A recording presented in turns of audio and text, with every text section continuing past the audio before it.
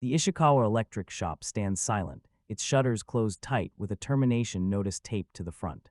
A discarded toolbox and an extension cord reel lie nearby, hollow relics of a life that's now over. Looking at his father's portrait, Ryuichi offers a tearful apology for failing to keep the family business afloat. Standing alone in the empty storeroom, the crushing reality finally sets in. He is officially unemployed. He drops to his knees, pressing his head to the floor as he desperately pleads for any kind of opportunity. But the world is cold. An older man regretfully explains that the tanking economy makes hiring impossible. Still, Ryuichi remains prostrate, begging for just one chance to prove his worth.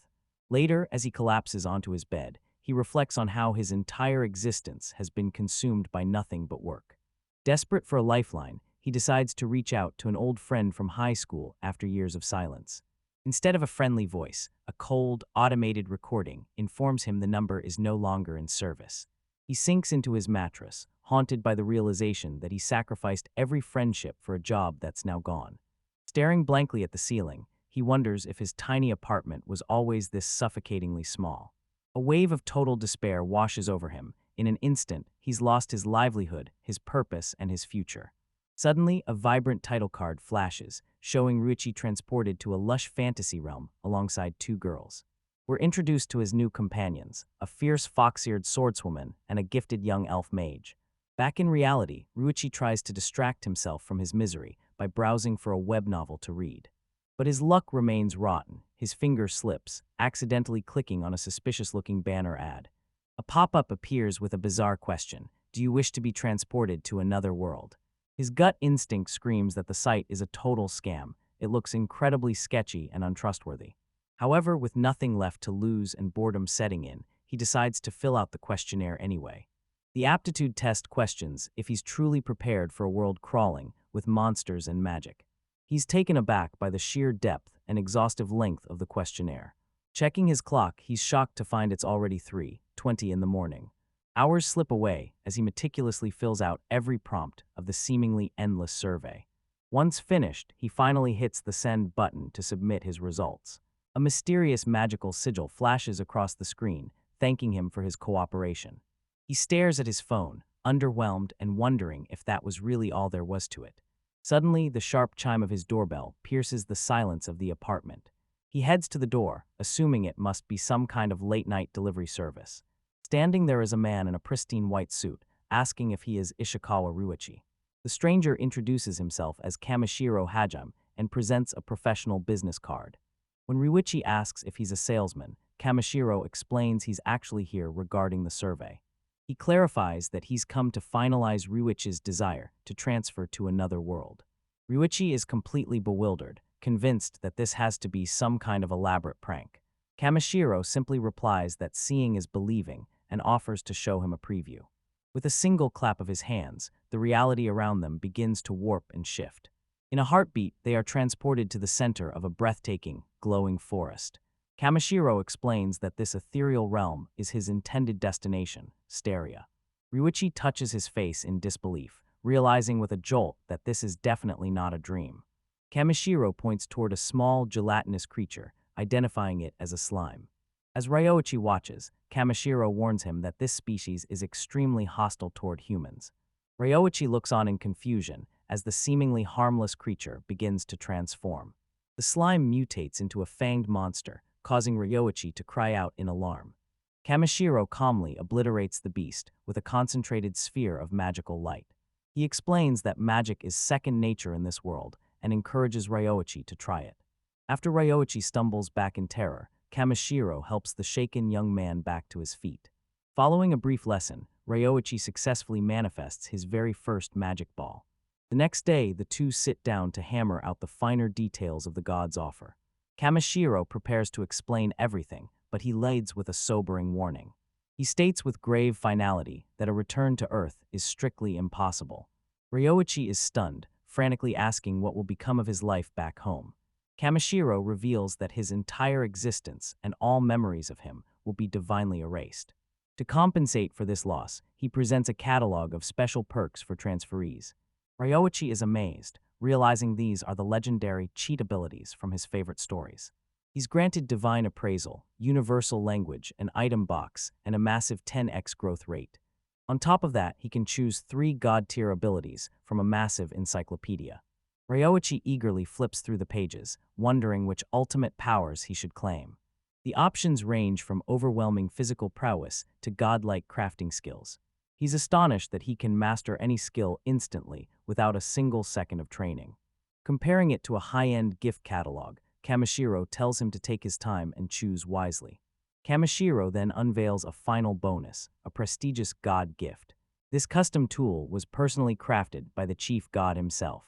Ryuichi's mind races, imagining something legendary like a time-traveling car.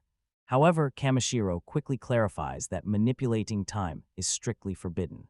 He urges Ryuichi to weigh the offer carefully over the next few days.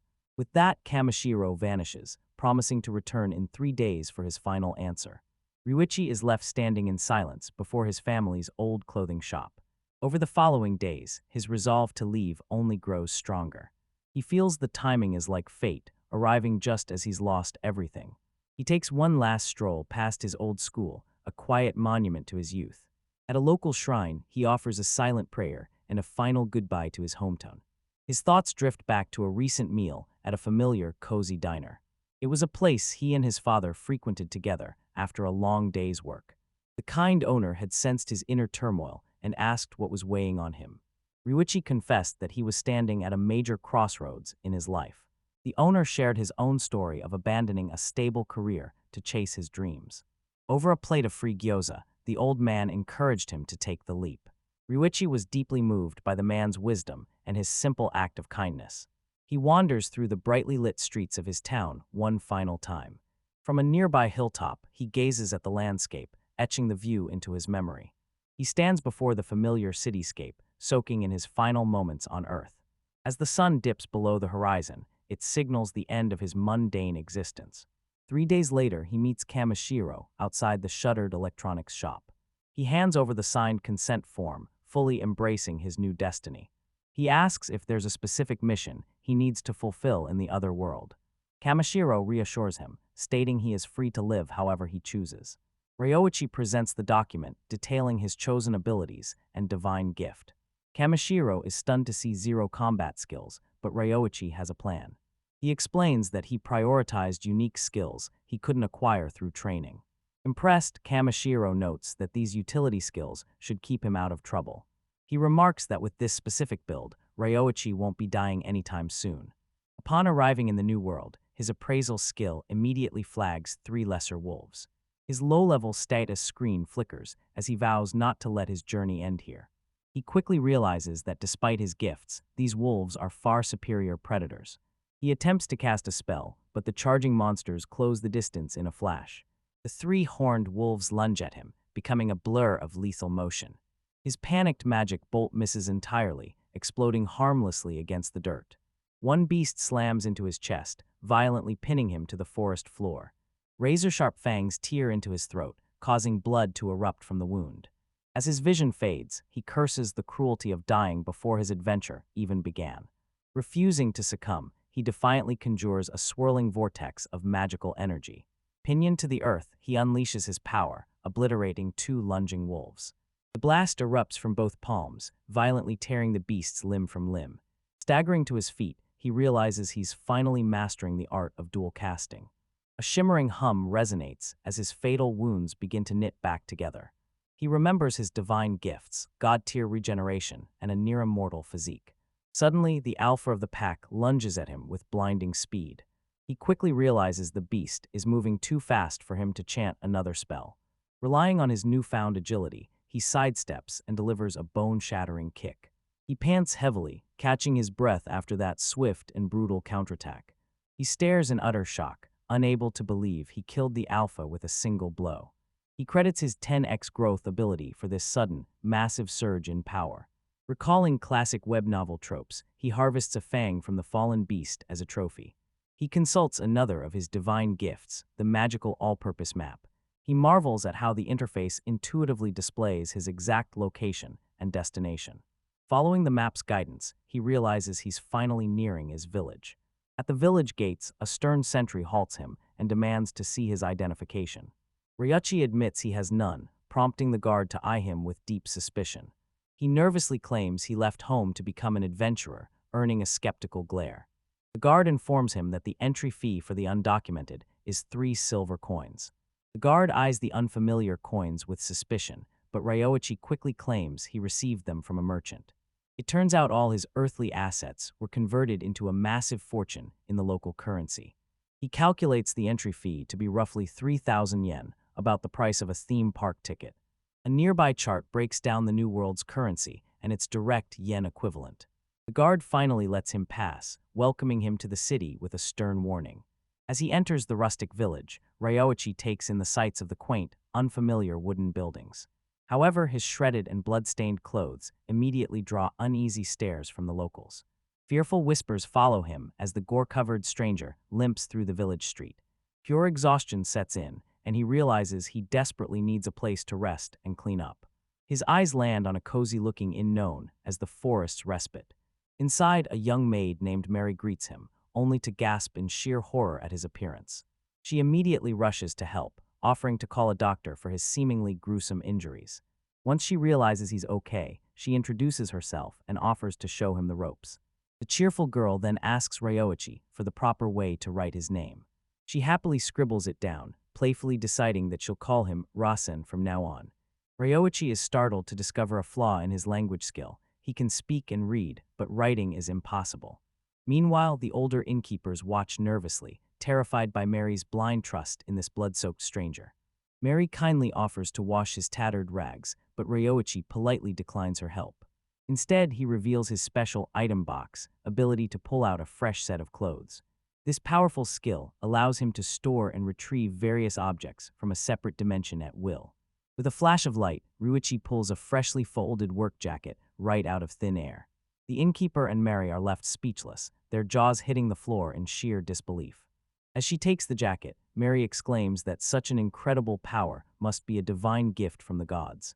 Ryuichi is caught off guard by her intense reaction, wondering if this ability is actually that uncommon. Mary insists it's a legendary skill that even high-ranking A-rank adventurers would kill to have. She catches the scent of the fabric, marveling at the quality, though Ryuichi casually explains it's just the smell of detergent. Ryuichi reflects on how this convenient power is deeply tied to the memories of his original homeland. In a flashback, Kamashiro inquires about his second divine gift, a portable shipping container from Earth. Ryuichi had shown him a rusty, 10-foot shipping container sitting in his family's old warehouse. Kamashiro offered a warm smile, already brainstorming a much more powerful upgrade for the boy's gift. He proposed turning the entire warehouse into a pocket dimension accessible through Ryuichi's item box. Kamashiro also offered to sync his third gift, the breeding box, directly with the warehouse system. This breeding box can duplicate items by consuming currency based on the object's market value. Now his item box serves as a massive storage unit where time stands perfectly still for everything inside. Ryuichi muses that this infinite storage space might actually be his most broken cheat ability yet. Looking at his dwindling funds, he realizes it's finally time to find a job and secure some proper identification. Mary helpfully suggests that if he wants an ID, he'll need to register with one of the local guilds. She points him toward the village's woodworkers' guild, but warns him that their entrance exam is notoriously brutal. Stepping into the bustling guild hall, he finds craftsmen hard at work, lugging heavy logs and shaping timber. The woman at the reception desk looks up, asking if he's there to apply for guild membership. She explains that to register, he must first pay an entrance fee and pass their rigorous practical exam. When he asks about the odds, she reveals the pass rate is a measly 40%, even for trained apprentices. Lacking any powerful connections, Ryuichi realizes he has no choice but to face the trial head-on. Suddenly, a massive, intimidating man named Gaido confronts him, mocking his slender, unimpressive build. Startled by the proctor's sheer intensity, Ryuichi stammers out that he is no weakling. The elderly guildmaster calmly intervenes, stating they will soon see if the boy truly has what it takes. For the first challenge, the guildmaster orders him to split a massive log using a provided axe. Yask skeptically wonders if the newcomer can even handle such a heavy-looking tool. As Ryuichi takes the weapon into his hands, a sudden jolt of surprise courses through him. He gasps at its impossible weight, wondering what kind of material could make an axe feel this heavy. The two examiners, Yask and Gaido, watch the struggling young man with cold, impassive expressions. Ryuichi grits his teeth in determination, knowing he cannot afford to fail this high-stakes exam. He quickly realizes that fighting against the axe's immense weight is a losing battle. A new strategy forms in his mind. He will use the weapon's own momentum to his advantage. He focuses every ounce of his energy on keeping the blade perfectly straight as he lifts it with great effort. The heavy blade finally descends, whistling through the air with unerring accuracy. With a fierce, determined shout, he brings the axe down and splits the log clean in half. While Gaido is left stunned, Yasuke concedes that it is a passing mark, however unconventional his method. Gaido then presents the second trial. He must carve a precise square hole through another log. But as Ryuichi picks up the guild's tools, he finds the wood is so hard he can barely even scratch it. Turning to the guild master, Ryuichi asks if there's a strict time limit on the task. He realizes that at his current pace, finishing this could take him well over a day. He requests permission to use his own equipment, which Yasuke readily grants. Ryuichi activates his rare skill, summoning the glowing holographic interface of his item box. The surrounding guild members watch in stunned silence, mesmerized by his unique ability. Navigating his inventory, he selects the icon for a modern cordless power drill. With a soft shimmer, the advanced tool from his former world materializes in his grip. He gets to work immediately, the drill's high-pitched whine echoing throughout the hall. As he works, he fondly remembers receiving this very drill as a gift from his late father. Gripping the familiar handle, he blows away a stray bit of sawdust with a nostalgic smile. The crowd erupts into whispers, baffled by the strange and powerful magic tool he's wielding. Yasuke remarks that in all his years, this is the first time anyone has used such a tool for the exam. With the task finished in record time, it's declared that Ryuichi has officially passed. The guild master immediately orders an assistant to begin processing the newcomer's official guild card. Onlookers continue to gossip, already labeling the mysterious new recruit as a master of magic tools. Later, Yasuke realizes with a shock that Ryuichi completed the entire trial without a drop of magic. He explains that these tests were specifically designed to measure physical enhancement and mana control. Ryuichi offers a sheepish apology for relying on such an unorthodox method to clear the challenges. Yasuke then reveals that the axe he used is a god gift, normally impossible to lift without magical aid. Ryuichi stares in disbelief, his mind reeling as he repeats the incredible term, a god gift. Yasuke winks, explaining that the axe's enchantment is proof that Ryoichi is favored by the gods. He hands a wooden plaque to the stunned Ryoichi, his official guild registration card. With a firm handshake, Yasuke formally welcomes him into the Woodworkers Guild. Humble as ever, Ryoichi admits he feels unworthy of joining without any formal training.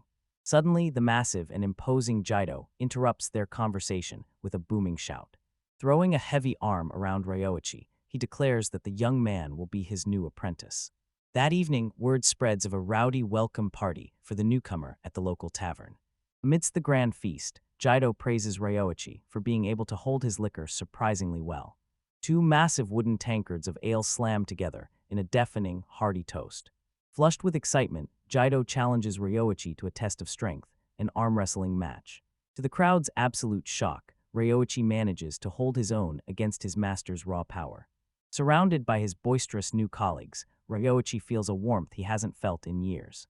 Gazing up at the moon, he reflects on his decision to leave Earth behind for this strange new world. Standing alone in the quiet street, he vows to live this second life to its absolute fullest. In a celestial realm, Kamashiro reports that in the land of Steria, death is a constant shadow.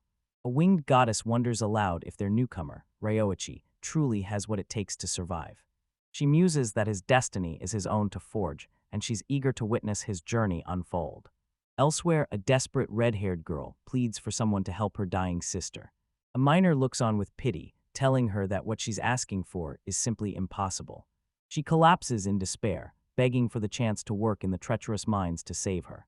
Through tears, she gazes at the moon, praying for a savior to deliver them from their plight. A title card flashes, showing Ryoichi and his future allies sharing a boisterous meal. Deep in the woods, Jaido swings his axe with terrifying force, bringing down a massive tree. He nonchalantly warns a stunned Ryoichi to watch out as the timber begins to tip. The massive trunk thunders toward the forest floor with a deafening roar. Suddenly, Jaido slams his fist into the dirt, unleashing a crushing shockwave. Ryoichi and his fellow apprentice can only stare in awe at this raw display of power.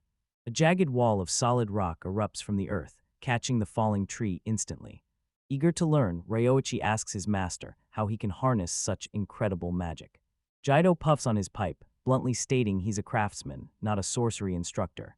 He suggests the boy head to a bookstore if he's so desperate to find a magic manual. At the shop, the cat-eared clerk explains that dark magic grimoires are exceptionally rare. After a long day of searching, Ryoichi returns to his cozy forest respite to rest. Mary, the young innkeeper, greets him with a warm and welcoming smile. Her eyes sparkle with curiosity when she notices the stack of magic books in his arms. She begs for a demonstration, prompting him to test out a basic beginner's spell.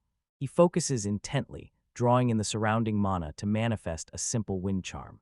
But the gust is far too powerful, catching Mary off guard and sending her skirt flying. With a bucket over his head in shame, a mortified Ryoichi listens as Mary laughs it off. Undeterred, he pores over the elemental charts, determined to master every spell in the book. He successfully conjures a stable orb of fire, manifesting it perfectly within his palm. The intensity of his training ramps up as his 10x growth rate begins to reveal its true potential. Honing his combat prowess, his fists become wreathed in crackling magical energy. A pack of vicious lesser wolves, once a lethal threat, now serve as nothing more than training dummies. He obliterates one of the beasts with a single, devastating, mana-infused strike. While scouting the area, he stumbles upon an overgrown stone path winding deep into the woods. His curiosity is immediately piqued by the sight of ancient, vine-strangled ruins. Inside, he discovers a vast central chamber guarded by two massive, imposing statues.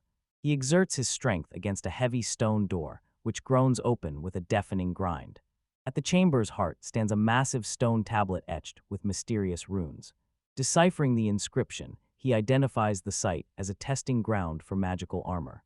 He assumes the ancient facility has already been stripped of its treasures by looters. However, his train of thought is broken by a faint, rhythmic tapping sound. He scans the silent chamber, searching for the source of the mysterious noise. Suddenly, he realizes the sound is vibrating from directly beneath the floor. He heaves up a heavy stone panel, revealing a dark, cavernous abyss hidden below. A complex web of thick cables greets him, still sparking with remnants of electrical energy. He wonders if his modern knowledge is enough to repair this ancient piece of technology. Reaching into his item box, he pulls out a portable generator, a relic from his past life. As power surges back into the system, a massive golem awakens, its eyes glowing with an ominous light. The golem towers to its full, menacing height, its sheer presence suffocating the entire chamber. Ryuichi gazes upward, paralyzed with dread at the sight of the reactivated mechanical titan. With blinding speed, the golem swings its colossal blade, obliterating the stone floor beneath them. A surge of panic strikes as he realizes the behemoth is now sealing off his only escape route. Cornered, he desperately unleashes a relentless barrage of fireballs at the approaching threat. The concentrated magic detonates against the golem's chest plate in a series of violent explosions. With a heavy metallic thud, the golem takes a calculated step forward through the thick smoke. It emerges from the inferno unscathed, its metallic hide without so much as a single scorch mark. Ryuichi stares in pure disbelief. His most potent magic didn't leave a single scratch. Pivoting to a physical assault, he leaps onto the golem's massive, stone-like arm. In the blink of an eye, the golem's other hand lashes out, snatching him right out of midair. Dread washes over him as he realizes physical force is just as futile against this impenetrable armor. The golem exerts a bone-crushing grip, and the sickening sound of snapping ribs fills the air.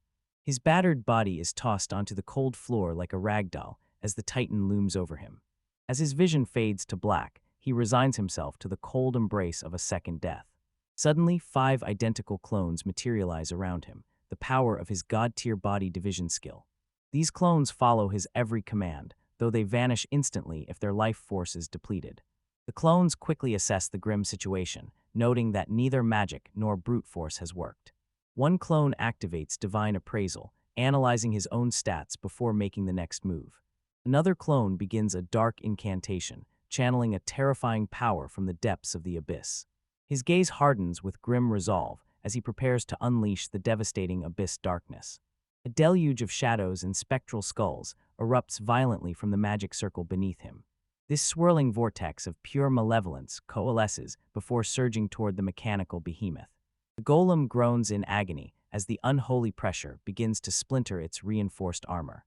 Unable to withstand the crushing power, the ancient machine shatters and collapses into a heap of rubble.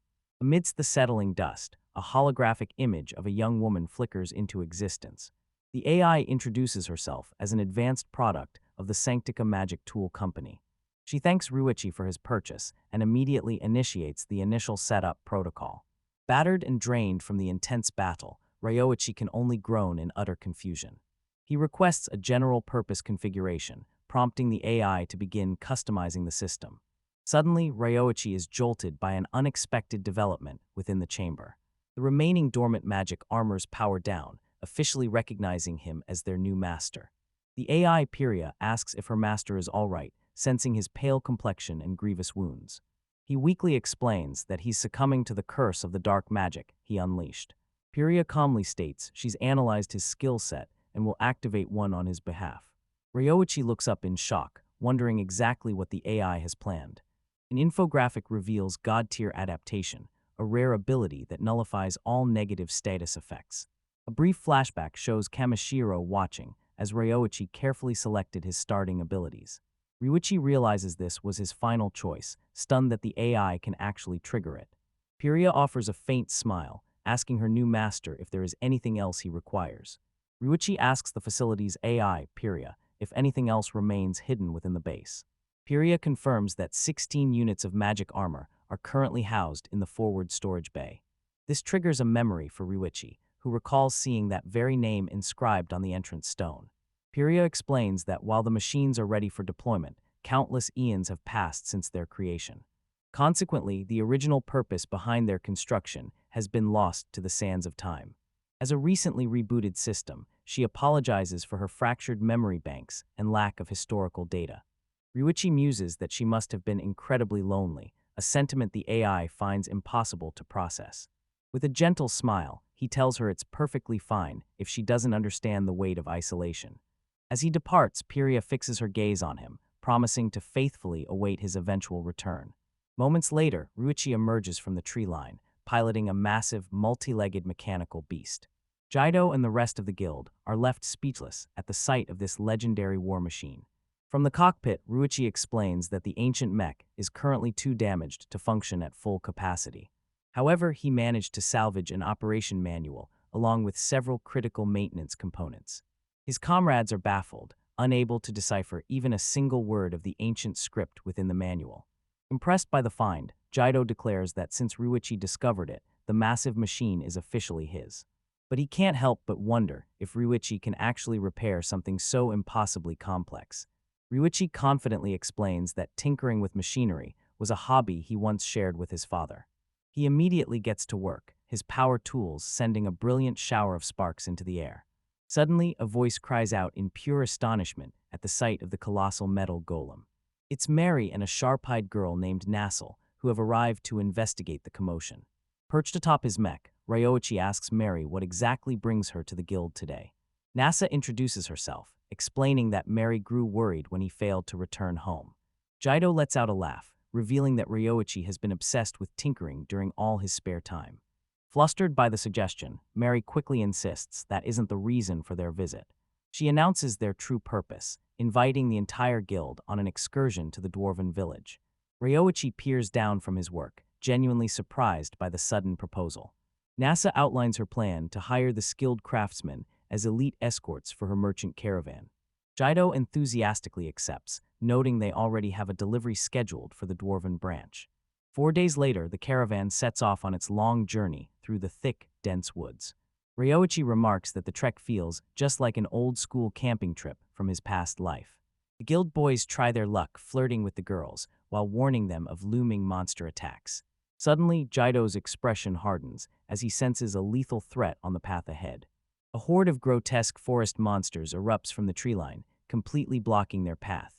Jido roars for his men to draw their steel and prepare for a brutal confrontation. The mages and archers are ordered to take their positions and provide cover from the rear. Mary stands her ground, clutching her trusty frying pan with unwavering determination. A beast lunges at her from the brush, causing her to let out a terrified shriek. Ryoichi leaps to her defense, instantly dispatching the creature with his power drill. He urges the grateful Mary to retreat further back into their defensive formation. Staring down the swarm, he realizes there are far too many enemies to pick off one by one. Mana crackles in his palm as he prepares to unleash a devastating spell. He fires a web of lightning that arcs between the monsters, paralyzing them instantly. The beasts are fried where they stand, and he casually dismisses it as an easy victory. Stunned, his guildmates wonder if he's been a high-tier mage this whole time.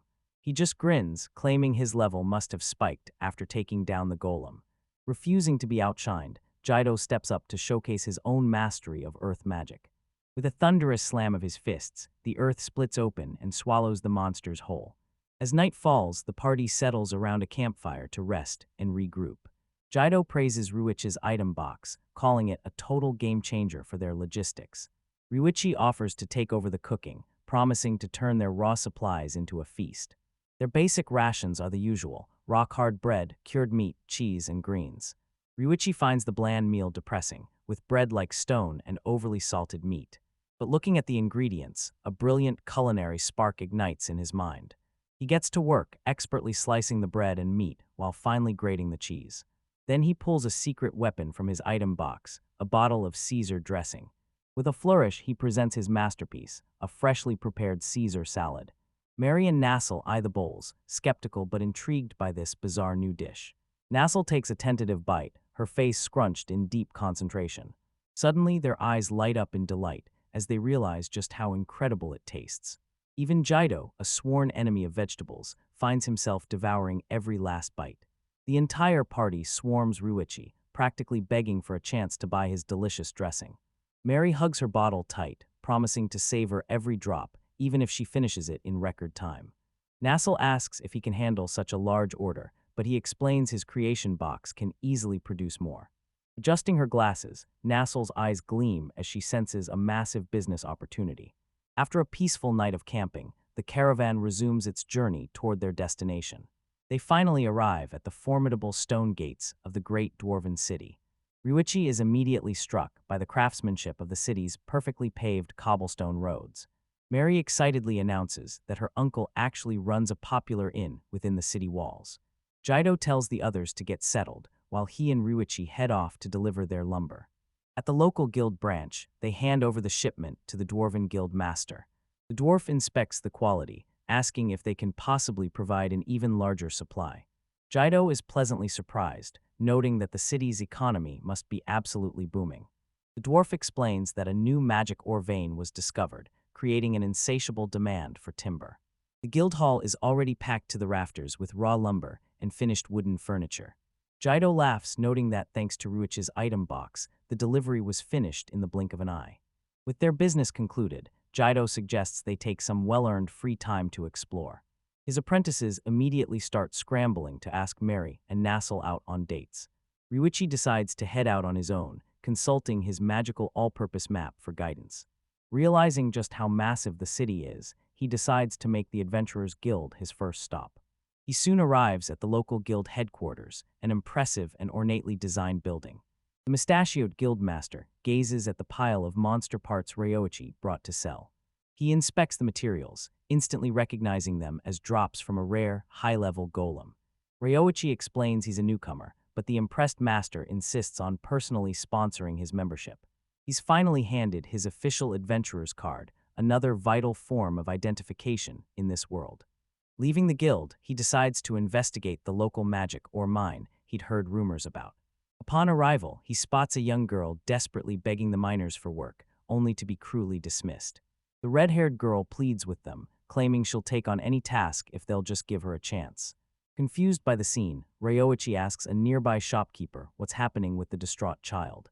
The woman explains that her father died in a recent mine collapse, leaving behind a staggering debt.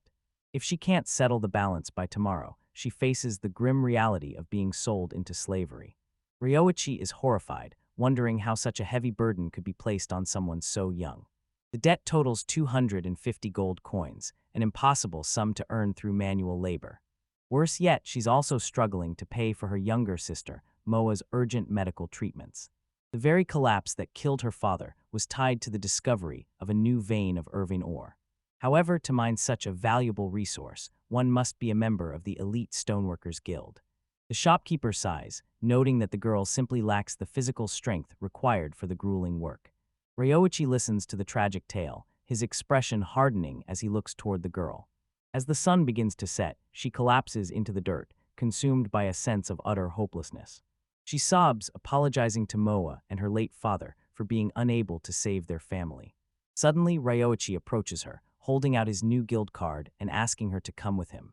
Mia gazes up in awe as Ryoichi declares that it's finally his turn to protect her. Upon reaching the sixth mine, a guard stops them to demand their guild identification. The foreman notes that Ryoichi is a newcomer and questions why he's brought a young girl along. Standing firmly by Ryoichi's side, Mia offers the man a small, respectful bow. The foreman recognizes Mia immediately, stunned that anyone would bring her back to the mines. Overwhelmed with emotion, Mia explains that she'd be completely lost without Ryoichi's help. The foreman listens with a somber expression, empathizing with her desperate situation. He offers his condolences regarding her father, her sister's illness, and her family's debt. He warns them that the mine is treacherous and certainly no place for a get-rich-quick scheme. The interior is suffocatingly dark, supported only by rickety and unstable wooden beams. The foreman warns that hot-headed men seeking fortunes are constantly brawling inside. He hands Mia a crude, hand-drawn map of the mine's known tunnels and pathways. Mia is disheartened by the chaos, realizing they can't possibly navigate this mess alone. Ryoichi agrees that locating the ore will be a nightmare amidst the constant infighting. He consults his magical all-purpose map, which reveals a far more sophisticated layout. Mia is floored, asking if he truly possesses such a rare and powerful artifact. Leaning in closer, she gasps in disbelief when she realizes the map is actually moving. Ryoichi explains that it updates in real time, tracking their position with pinpoint precision. A spark of inspiration ignites in Mia's eyes as she realizes the map's incredible potential. She drops to her knees on the jagged floor, pulling out a notebook to begin her work. Using Ryoichi's map as a guide, she begins sketching furiously in the dirt with a stick. She presents her father's journal, explaining that it contains the sum of all his research.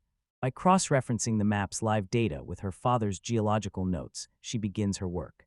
Finally, her complex diagram of runes and geometric shapes is complete. She triumphantly points to the dirt, having pinpointed the exact location of the greater vein. Ryoichi stands back in awe, praising her for her incredible intellect and skill. However, Mia's excitement quickly turns to panic as she realizes reaching that spot is impossible. She explains that it's in a different direction and would require excavating an entirely new tunnel. With only the two of them and no equipment, she feels utterly defeated. Her eyes suddenly dart to Ryoichi, her last shred of hope hinging on the word tools. She asks if he happened to bring any equipment, like a pickaxe, to handle the job. With a dramatic flourish, Ryoichi summons a brand new pickaxe from his item box. He smiles, explaining that all his supplies are stored safely within his magical inventory. But he quickly dismisses the pickaxe, noting that manual labor would be far too slow. Instead, he summons his massive magic armor, which hits the ground with a heavy, metallic thud. He gives Mia a confident grin, telling her to climb in and hold on tight. Mia stares up at the giant machine, hesitantly asking if she's actually supposed to ride inside. Once they're seated in the cockpit, Ryoichi announces that it's time to start digging. The magic armor's powerful engines roar to life with a deep, mechanical hum. Mia screams with a mix of fear and excitement, clinging to Ryoichi's back as they charge forward. The mech's massive drill arms shred through the solid rock wall ahead. It carves out a new path, sending heavy debris flying in every direction. Mia cries out in amazement as the entire cockpit vibrates violently. The magic armor barrels through the mountain, leaving a perfectly smooth tunnel in its wake. Ryoichi marvels at the machine's ability to excavate and reinforce the walls simultaneously. Deciding it's time for a break, he pulls out a box of sister donuts and other treats. Mia asks what they are, captivated by the heavenly aroma wafting from the box. He explains that they're donuts, a sugary, fried delicacy from his home world. Mia takes a hesitant bite, her eyes lighting up as she savors the sweet treat. Blushing hard, she tries to hide her embarrassment by insisting she isn't even hungry. However, her stomach immediately betrays her with a thunderous growl. Ryoichi offers her a different snack, but she quickly shakes her head. She's overcome with guilt for enjoying a treat while her sister, Moa, lies sick. She recalls her father working himself to the bone, sacrificing his own meals for them. Drowning in regret, she bows her head, unable to enjoy even this small pleasure. Ryoichi realizes she simply cannot forgive herself for even a fleeting moment of happiness. Suddenly, the magic armor's massive drill grinds to a screeching halt against the rock. The machine powers down and its arms go limp, leaving Ryoichi wondering what went wrong. A low hissing sound fills the cockpit as the power supply cuts out completely. Ryoichi's hand tightens on the control stick, but the machine is now completely unresponsive. His eyes lock onto a mysterious, glowing gauge on the control panel. To his horror, he realizes it's a fuel meter, and the needle is sitting dead on empty. He delivers the grim news. They've run out of fuel, leaving them stranded in the dark. The massive machine falls silent, trapped deep within the lightless underground. Mia spirals into a panic, blaming herself for dragging him into this nightmare. She offers a tearful apology, convinced that she's a curse to everyone she meets. Memories of Moa, her father, and now Ryoichi flash through her mind as she weeps. But Ryoichi remains composed, calmly asking why she's taking all the blame. Suddenly, the magic armor's engines roar back to life with a thunderous hum. The cockpit erupts in light, instantly shattering their sense of despair. Mia gasps in pure amazement as the machine begins to surge forward once more. Bathed in a surge of mana, Ryoichi realizes the mech's true power source is magic. Channeling his own energy into the core, he sends the metal giant charging ahead. The scene shifts to the lavish storefront of the local moneylender's establishment. The portly, greedy man tells Mia that her constant begging won't change a thing. He coldly reminds her that the 250 gold coin debt is due by morning, no exceptions. In response, a determined Mia slams down a massive pile of glittering gold coins. The moneylender recoils in shock, demanding to know how she secured such a fortune. Mia explains that Mr. Ishikawa accompanied her to mine for rare magic ore. The man glares at Ryoichi, stunned that he was the one who helped her pull it off. He reflects on the many souls he's seen crushed by divine punishment throughout his career.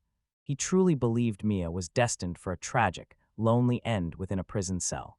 He is deeply grateful that a compassionate soul like Ryoichi actually exists. Ryoichi hands Mia the remaining money, insisting she use it to cover her living expenses.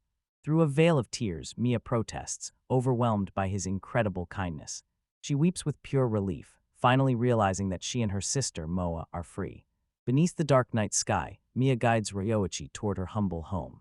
She invites him into their stone cottage, apologetically mentioning the state of the place. However, Ryoichi notices the house isn't messy, it's just completely devoid of furniture. With a melancholic smile, Mia explains they had to sell every possession they owned. This included her father's cherished book collection and all their family mementos. As Mia approaches the bedroom door, a frail voice from within asks who's there. Candle in hand, Mia enters and softly asks her sister, Moa, if she can wake up.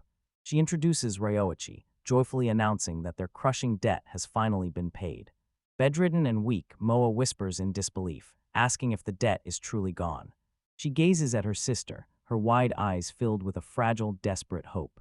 But Ryoichi's expression darkens as he detects a sinister aura radiating from the sick child. A grim reaper looms over the two sisters, while Mia desperately comforts the ailing Moa. As Moa's body begins to dissolve into particles, she whispers that it's okay for them to be together. Clinging to her fading sister, Mia tells Ryoichi that this final freedom is all thanks to him. With a faint, fading smile, little Moa offers her heartfelt thanks to Ryoichi. Ryoichi asks the frail child for permission to at least attempt a recovery spell. He summons his mana, manifesting a shimmering ring of water magic around them. With a focused shout, he unleashes his Heal Water spell directly upon her. However, the magic simply sizzles and evaporates, failing to have any effect at all. Ryoichi is left stunned, unable to believe his healing was so easily nullified. He desperately racks his brain, wondering if a detoxification spell might work instead. Moa tells him it's okay, insisting they only wanted to thank him for his kindness. She explains that even the most expensive noble medicines only made her condition worse. Realizing this is no ordinary illness, Ryoichi activates his divine appraisal. The skill reveals a horrifying truth: Moa is suffering from an advanced curse. Ryoichi stares in wide-eyed disbelief at the status screen's shocking diagnosis. Suddenly, a memory hits him. This is the exact same curse he contracted from the golem. He pulls out his grimoire, frantically searching for a way to counter dark magic. The book's pages are filled with nothing but grim diagrams and sinister hexes. He scans the text, desperately hunting for a method to remove the affliction. To his frustration, he realizes the book only contains instructions on how to cast curses. He turns back to Moa, telling her there is one final thing he wants to try. Suddenly, the horrifying curse flows out of Moa and surges violently into Ryuichi. In an instant, he is overwhelmed by the immense agony the little girl had been enduring. The curse begins to overwhelm him, weighing down his body as his consciousness starts to slip away. In his final moments of clarity, he recalls the divine ability granted to him when he first arrived in this world. He triggers his god-tier adaptation, unleashing a blinding surge of golden radiance. Panicked, Mia rushes to his side, desperate to know if he survived the grueling ordeal. The dark curse has been eradicated, leaving Moa to sleep peacefully in her bed once more. Both Ryoichi and Mia let out a breath of relief, seeing that the malevolent energy has finally vanished. He realizes that with the curse gone, his recovery magic should finally be effective. Ryoichi focuses his energy, casting heal water on Moa for a second time. A soft, restorative glow envelops the young girl, mending her weary body. Moa's eyes begin to flutter, and she slowly stirs from her deep slumber. She gazes around in wonder, realizing the agonizing pain and fever have completely disappeared. Fueled by a sudden burst of energy, she joyfully springs out of bed. She beams at her sister, exclaiming just how light and revitalized her body feels. Mia stands there in sheer disbelief, barely able to ask if her sister is truly cured. Moa offers a radiant, heartwarming smile, confirming that she's never felt better. Overwhelmed by the miracle, tears of pure joy begin to well up in Mia's eyes. The two sisters collapse into a tight, tearful embrace, finally reunited in health. Mia pours out her gratitude to Ryoichi, wondering how she could ever repay such a debt. He simply gives her a cool wink, telling her he's just glad to see her safe. Suddenly, a loud growl from Ryoichi's stomach echoes through the room, comically shattering the tension. Seeing everyone finally relaxed, Ryoichi decides it's the perfect time to whip up a feast. The sisters watch in utter awe as he summons fresh ingredients out of thin air. He gets straight to work, masterfully utilizing his modern utensils to prep the meal. He mentions that this specific dish was his father's go-to comfort food whenever he fell ill. Soon, a mouth-watering aroma and the rhythmic sizzle of the pan fill the cozy home. With a satisfied grin, he presents his personal favorite, a steaming bowl of meatball udon. The girls are absolutely captivated by the unfamiliar dish and its heavenly scent. Moa dives right in, slurping her noodles with joy, while Mia warns her not to overdo it. But Moa insists she's perfectly fine, her only concern being how to get a second helping.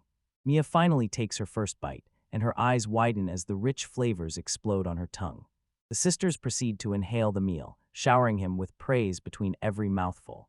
They bashfully apologize for polishing off the entire pot, but Ryoichi doesn't mind at all. For dessert, he offers them a box of sweet donuts he'd originally bought for his sister. Mia immediately recognizes the treat as the same one he shared with her back in the mines. She takes a massive, blissful bite, savoring the fluffy texture of the sweet pastry. Seeing her sister's reaction, Moa eagerly asks if she can try one of the donuts too. However, as they enjoy the sweets, silent tears begin to stream down Mia's face. She looks up and asks Ryoichi why he's gone to such incredible lengths to be kind to them. Ryoichi listens with a serious expression, taking a moment to contemplate his answer. He simply explains that in his world, protecting and providing for children is just common sense. He confesses his envy of their close bond, admitting he has no family of his own. This sudden, somber revelation leaves the two sisters completely stunned. Mia quickly apologizes for Moa's blunt remark about his situation being pitiful. Realizing he's truly alone, a light bulb suddenly goes off in Moa's head. She boldly declares that she'll marry him just so they can finally be family. A mortified Mia reminds her little sister that she's only 7 years old.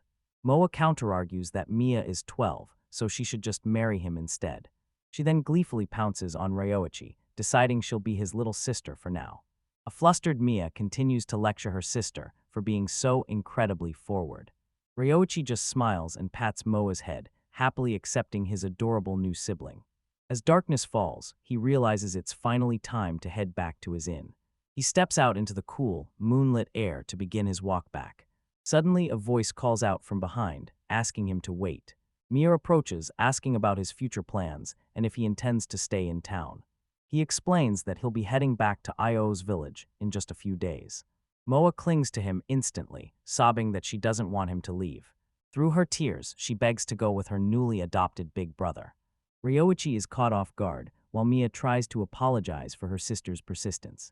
However, with tears welling in her own eyes, Mia admits she feels the exact same way. Ryoichi realizes it would be far too dangerous to leave these girls without a guardian. He realizes that protecting them might just be the true purpose of his new life. He gazes down at the two girls, his expression hardening with a newfound resolve.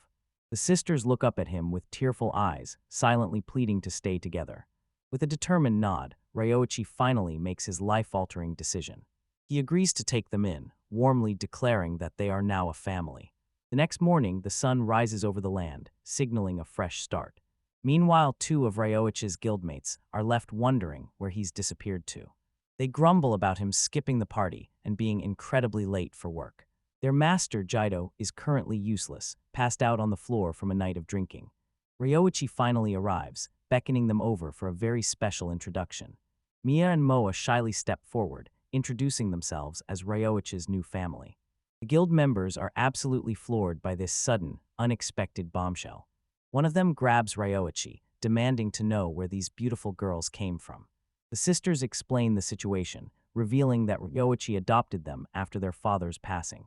The craftsmen are left reeling, struggling to process Ryoichi's sudden leap into guardianship.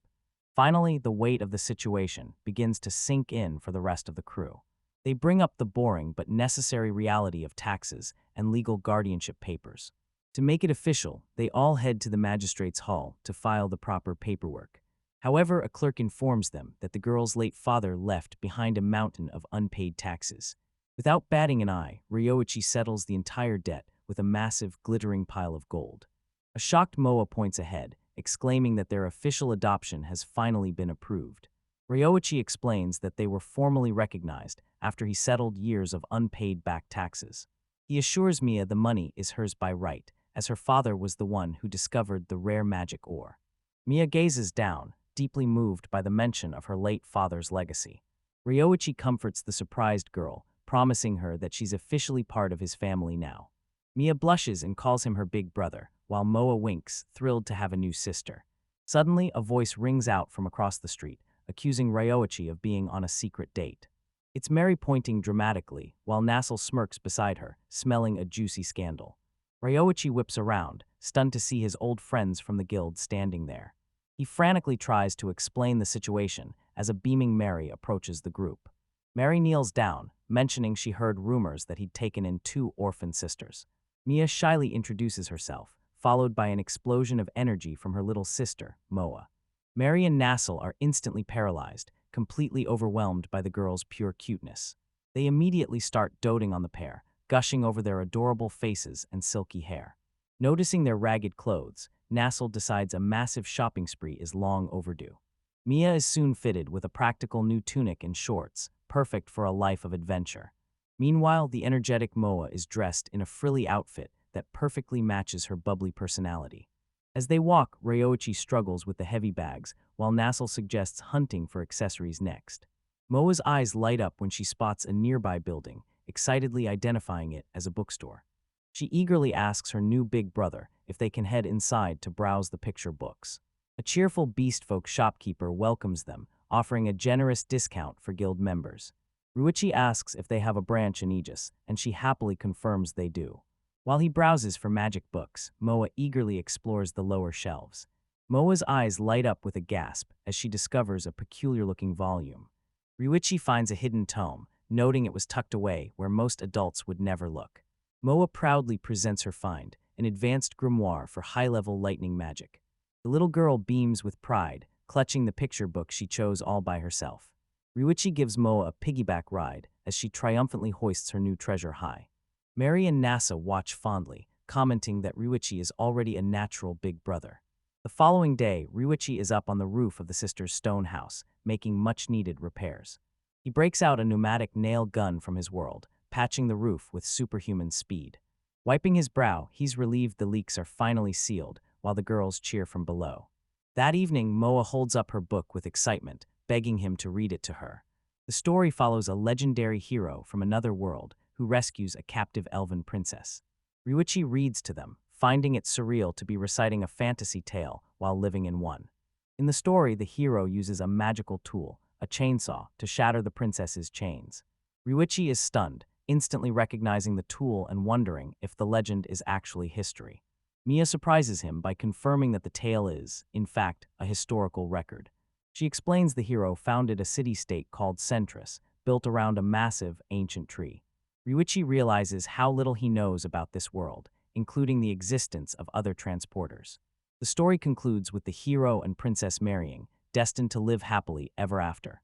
Ryuichi snaps back to reality, realizing he needs to return to the inn before his master loses his temper. He looks down to find both Mia and Moa fast asleep, peacefully nestled against him. A brief transition foreshadows a future clash, showing Ryuichi and Jado facing the fearsome Shout Bear King. Ryuichi finally makes it back to the inn, frantically apologizing for his extreme lateness. Jiddu sits in heavy silence, his expression grim as he takes a long, slow drink. He slams his mug onto the table, furiously demanding to know why Ryuichi stayed out all night. Caught completely off guard, Ryuichi can only stammer his master's name in a panicked daze. Mia timidly steps forward, gathering her courage to tell Jiddu that the fault lies entirely with them. The sisters bow in apology, explaining that they fell asleep and prevented him from leaving sooner.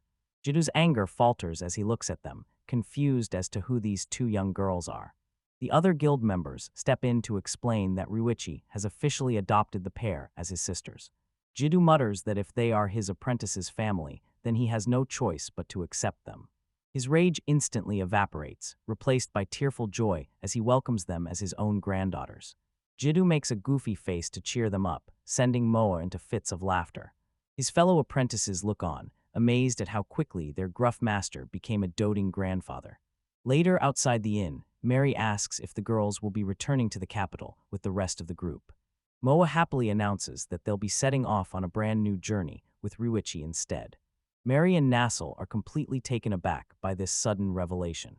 Jado, having overheard the news, turns in utter disbelief and asks if Ryuichi is truly leaving them. Master Jado confronts his apprentice, demanding to know if he's truly abandoning the guild. Ryoichi explains his burning desire to travel and broaden his horizons in this vast new world. Jado listens in stony silence, his jaw tightening with unspoken frustration. He accuses Ryoichi of arrogance, believing the boy thinks he has nothing left to learn. Coldly, Jado turns his back and walks away, telling his student to do as he pleases. Ryoichi watches him go, whispering a soft apology for the painful misunderstanding. He then kneels to comfort a worried Moa, assuring her that she's done nothing wrong. Mia looks on with concern, asking if his departure the next morning is really final. She tearfully pleads with him to reconcile with Jado before he leaves for good. As Ryoichi watches the girls depart, he realizes just how much his decision has troubled them. Another apprentice steps up to reassure him, noting that Jado is simply struggling with loneliness. Despite the tension, the guild insists on throwing Ryoichi a grand farewell party that night. At the tavern, Ryoichi notices the guest of honor is missing. His master is nowhere to be found. A fellow apprentice suggests that Jado is just sulking and will likely show his face later. He then presents Ryoichi with a cloth-wrapped bundle, a parting gift from the master himself. Ryoichi unwraps it to reveal a masterfully crafted dwarven battle axe. It was a custom commission from Jado, imbued with a powerful, high-tier enchantment. Ryoichi can't help but smile, moved by his master's gruff yet deeply thoughtful gesture. The next morning arrives, and the caravan readies itself at the city gates for departure. With Mary leading a cheerful send-off, the group begins the long trek back to IS Village. Jado and the rest of the guild march on with grim expressions, tightening their gear. Meanwhile, the sisters are buzzing with excitement, wondering what the village will be like. Mia looks back with concern, asking Ryuichi if pulling the heavy cart is too much for him. He reassures her that the load is light and that Moa still needs her rest. Mia beams, chirping that riding in the cart feels just like being in a magic carriage. She then asks if he finally managed to make up with his friend, Jado. Ryuichi offers a wistful smile, admitting that he hasn't had the chance yet. Elsewhere, Jado grumbles to himself, frustrated that he couldn't find the words to thank Ryuichi. Suddenly, their path is obstructed by a swarm of grotesque, menacing monsters. Ryuichi readies himself to unleash his advanced lightning magic to wipe them out in one shot. But before he can act, Jaido steps forward, his body radiating a crushing aura.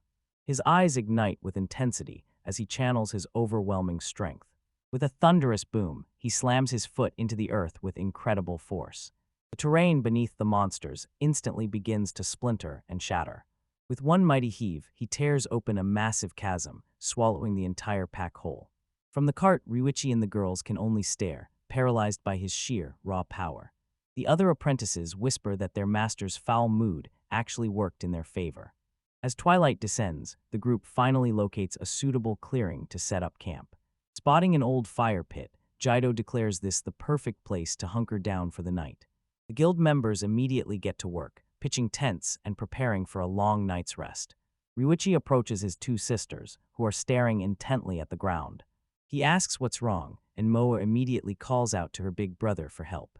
Moa explains that her older sister, Mia, is deeply troubled by a strange discovery. Mia points out unnatural depressions in the earth, resembling massive monster footprints. Ryuichi kneels, realizing the tracks are far too large for any ordinary beast. He seeks out his master, Jaido, hoping to report the unsettling find. Jaido coldly dismisses him, stating they will only speak once they return to the village. He turns away, bluntly declaring that he is simply not in the mood to talk. Jaido walks off, leaving a worried Ryuichi standing alone in the shadows of the woods. Ryuichi feels he has no choice but to bring his concerns to the other guild members. One of the men just scoffs at the idea, insisting their campsite is perfectly safe. They try to laugh it off, joking that he should visit again when he's a bit more experienced. Ryuichi drops the subject for now, but the weight of his unease remains. As night falls, the camp settles into an eerie, heavy quiet beneath the stars. In her tent, Mia tries to sleep, though her rest is clearly haunted by worry. She is suddenly jolted awake, her eyes wide with a crushing sense of dread. By the flickering lantern light, she kneels on the floor to study a magical map. A sleepy Moa sits up, asking Mia why she is still awake at this hour. Mia apologizes for waking her, explaining that a grim premonition forced her to check the map. She discovers the map is actually changing, as a new path is being carved through the mountains. Panicking, she screams for everyone to wake up as something massive closes in. A sudden close-up reveals a face etched with nothing but pure, unadulterated terror. The frantic clanging of pots and pans shatters the silence of the night. Startled guild members bolt upright, shouting in confusion at the sudden alarm. Mary and Mia corner a guildsman, demanding to know where Master Jaido has gone. The man gestures toward Jaido's empty quarters, confirming the leader is missing.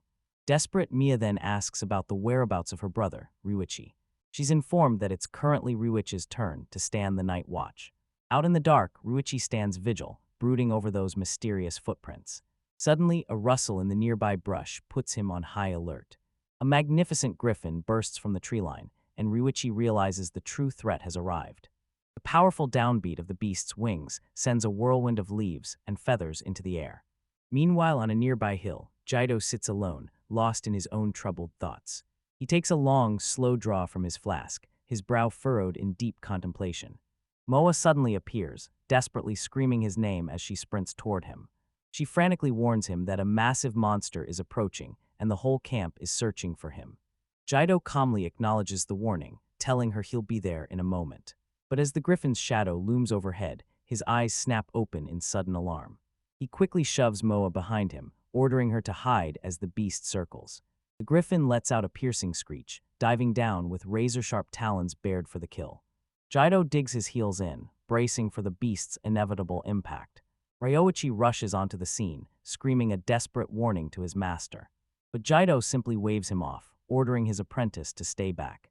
He wears a confident smirk, dismissing the flying monstrosity as nothing more than a pest.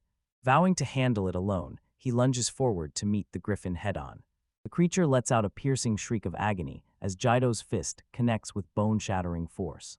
Battered and bleeding, the griffin retreats in a panic, disappearing over the forest canopy.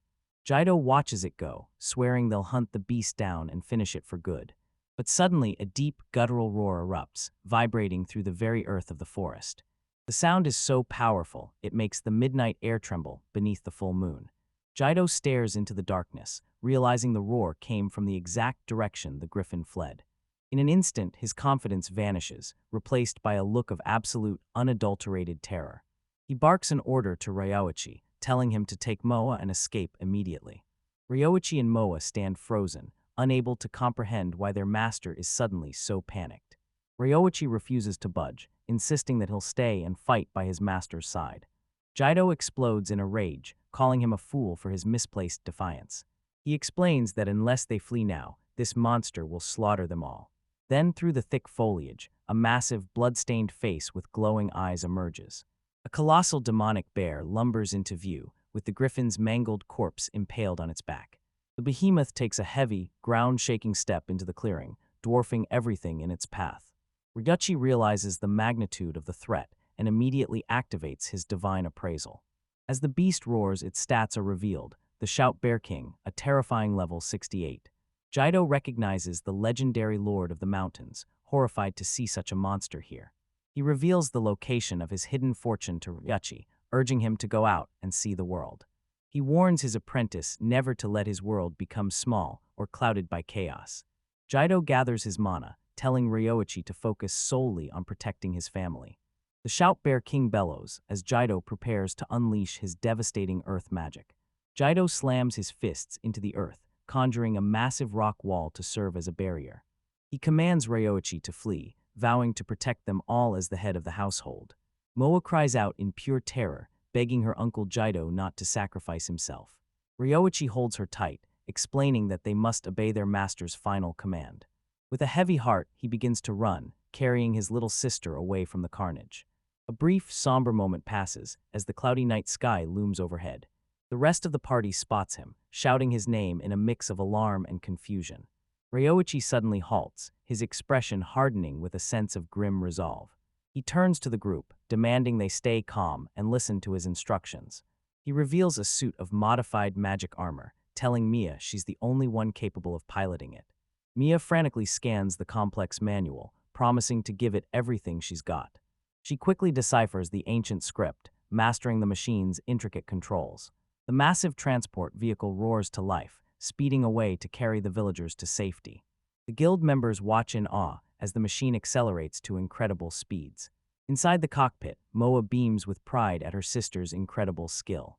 She relays Ryoichi's orders, telling everyone to pour their mana into the spare fuel tanks. Back in the clearing, Jaido's expression darkens as he watches the chaos unfold. The Shout Bear King unhinges its maw, charging up a devastating breath attack. It unleashes a torrent of pure dark energy directly at the fleeing transport. The destructive beam tears through the forest with terrifying velocity. Suddenly, Ryoichi's magic armor slams into the beam's path, taking the hit head-on. Ryoichi's mech stands its ground, smoke billowing from the site of the impact. He quickly scans his opponent, noting the king is a formidable level 68. His own status screen pales in comparison. At only level 24, he curses his lack of strength. Gritting his teeth, he snarls at the beast, telling it to crawl back into its cave and rot. The Shout Bear King looms over him, its monstrous stats fully revealed to his display. Ryoichi hopes that behind the controls of this mech, he might actually stand a fighting chance. But his hope is short-lived, as he notices a terrifying shift in the beast's status. The king's attack power surges as its rage ability activates, sending its stats through the roof. The enraged beast rears back, hoisting its massive claws for a finishing blow. It brings its arm down with bone-crushing force, slamming into the magic armor. The bear's overwhelming strength crumples the mech's reinforced metal arm like tinfoil. The limb is torn clean off, and the sheer force of the impact sends Ryoichi reeling. The colossal Shout Bear King lets out a deafening roar while tearing into the magic armor. Ryoichi stands paralyzed, stunned by the creature's overwhelming and monstrous strength. Its massive claws come crashing down, completely shattering the mech's reinforced hull. He lands amidst the wreckage, silently grateful for the enchanted axe his master gave him. He recalls the moment he used the weapon to parry the beast's most devastating attack. The axe had absorbed the brunt of the blow, sparing his body from being crushed instantly. A close-up reveals the dwarven axe's blade remains pristine and perfectly unharmed. Jaido watches on with pride, acknowledging his apprentice's incredible craftsmanship. Ryoichi realizes he must overwhelm the beast with sheer numbers to buy them some time. He activates his god-tier body division, manifesting multiple clones of himself at once. This army of Ryoichis leaps from the broken mech, charging the beast with full force. The copies swarm the monster, relentlessly hacking away at its thick, leathery hide. Jado rubs his eyes in pure disbelief at the sight of multiple versions of his apprentice. Ryoichi explains that they are magical clones that will vanish the moment they are defeated. He urges his master to seize this opportunity to escape and recover his strength. Jado is deeply moved, yet he feels a sting of shame that his apprentice is saving his life. To his surprise, he notices the magic armor's engine is still humming and ready for action. Suddenly, the Shout Bear King unleashes a terrifying torrent of white-hot fire from its maw. Both Ryoichi and Jado are shell-shocked to discover the beast can actually breathe flames. Ryoichi watches in horror as the monster lunges toward them for another lethal strike. Shoving his master aside, he screams for him to stay down. A searing blast incinerates what little remains of his magic armor. He realizes survival is no longer an option, only the fight remains. He weighs the risk of his forbidden combo, clones and dark magic. Driven by grim resolve, he accepts that he has no other choice. The monstrous bear lunges, baring its fangs in a vicious snarl. Ryuchai stands his ground, searching for one last desperate opening. A devastating swipe of the beast's claws tears through the air. The sheer force of the blow sends Jado flying across the clearing. He coughs up a spray of blood, his body broken by the impact. Ryuchai recalls Kamashiro's warning, death is always one step behind. The monster reels back, spewing corrupted black energy from its maw. It pivots for a second, exposing its massive, shaggy back to them. The beast snaps back around, locking its glowing white eyes on its prey. It snatches Ryuchai's left arm, dragging it toward its gnashing teeth. With a sickening crunch, his arm is ripped clean from his torso. He retaliates with advanced lightning magic, successfully stunning the beast. He looks back at Jado, who lies bleeding and broken on the dirt. Seeing his mentor like this, a cold, murderous fury fills his gaze. He screams for the monster to die, unleashing his final, darkest spell. Jado groans, struggling to pull himself from the wreckage and smoke. His eyes widen in absolute disbelief at the sight before him. The Great Bear King is being swallowed by shadows, its massive form dissolving into nothingness. It seems impossible. The legendary mountain lord has finally been slain. Jado's gaze shifts to Ryoichi, who stands motionless amidst the flickering embers. Ryoichi is a solitary figure in the carnage, his axe hanging low and his left arm missing. Jado stumbles toward him, breathless as he asks if Ryoichi was truly the one who ended it. His voice trails off when he spots the bloody stump, horrified by the loss of the boy's limb. But Ryoichi simply points to his severed arm on the dirt, explaining that this new one just grew back. Jado is floored, unable to comprehend how a human could possibly regenerate a lost limb. Ryoichi averts his gaze, clearly humiliated by his own unnatural constitution. He offers a somber apology for forcing his master to witness such a monstrous display.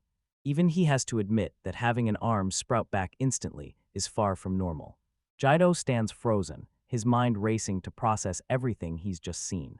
Suddenly he clenches his fist, his shock transforming into a massive, toothy grin. He throws his head back, letting out a thunderous, cathartic roar of laughter. He snatches Ryoichi's brand new hand, jokingly demanding an arm-wrestling rematch right then and there. He brushes off his earlier confusion, declaring that he doesn't care what kind of monster Ryoichi might be. To him, Ryoichi is a savior, and the apprentice he is most proud of. Just then, the rest of the guild arrives on the scene, desperate for answers about the devastation. One of them explains they rushed back immediately after ensuring the villagers reached safety. He tells Ryoichi that his sisters were absolutely frantic with worry for him.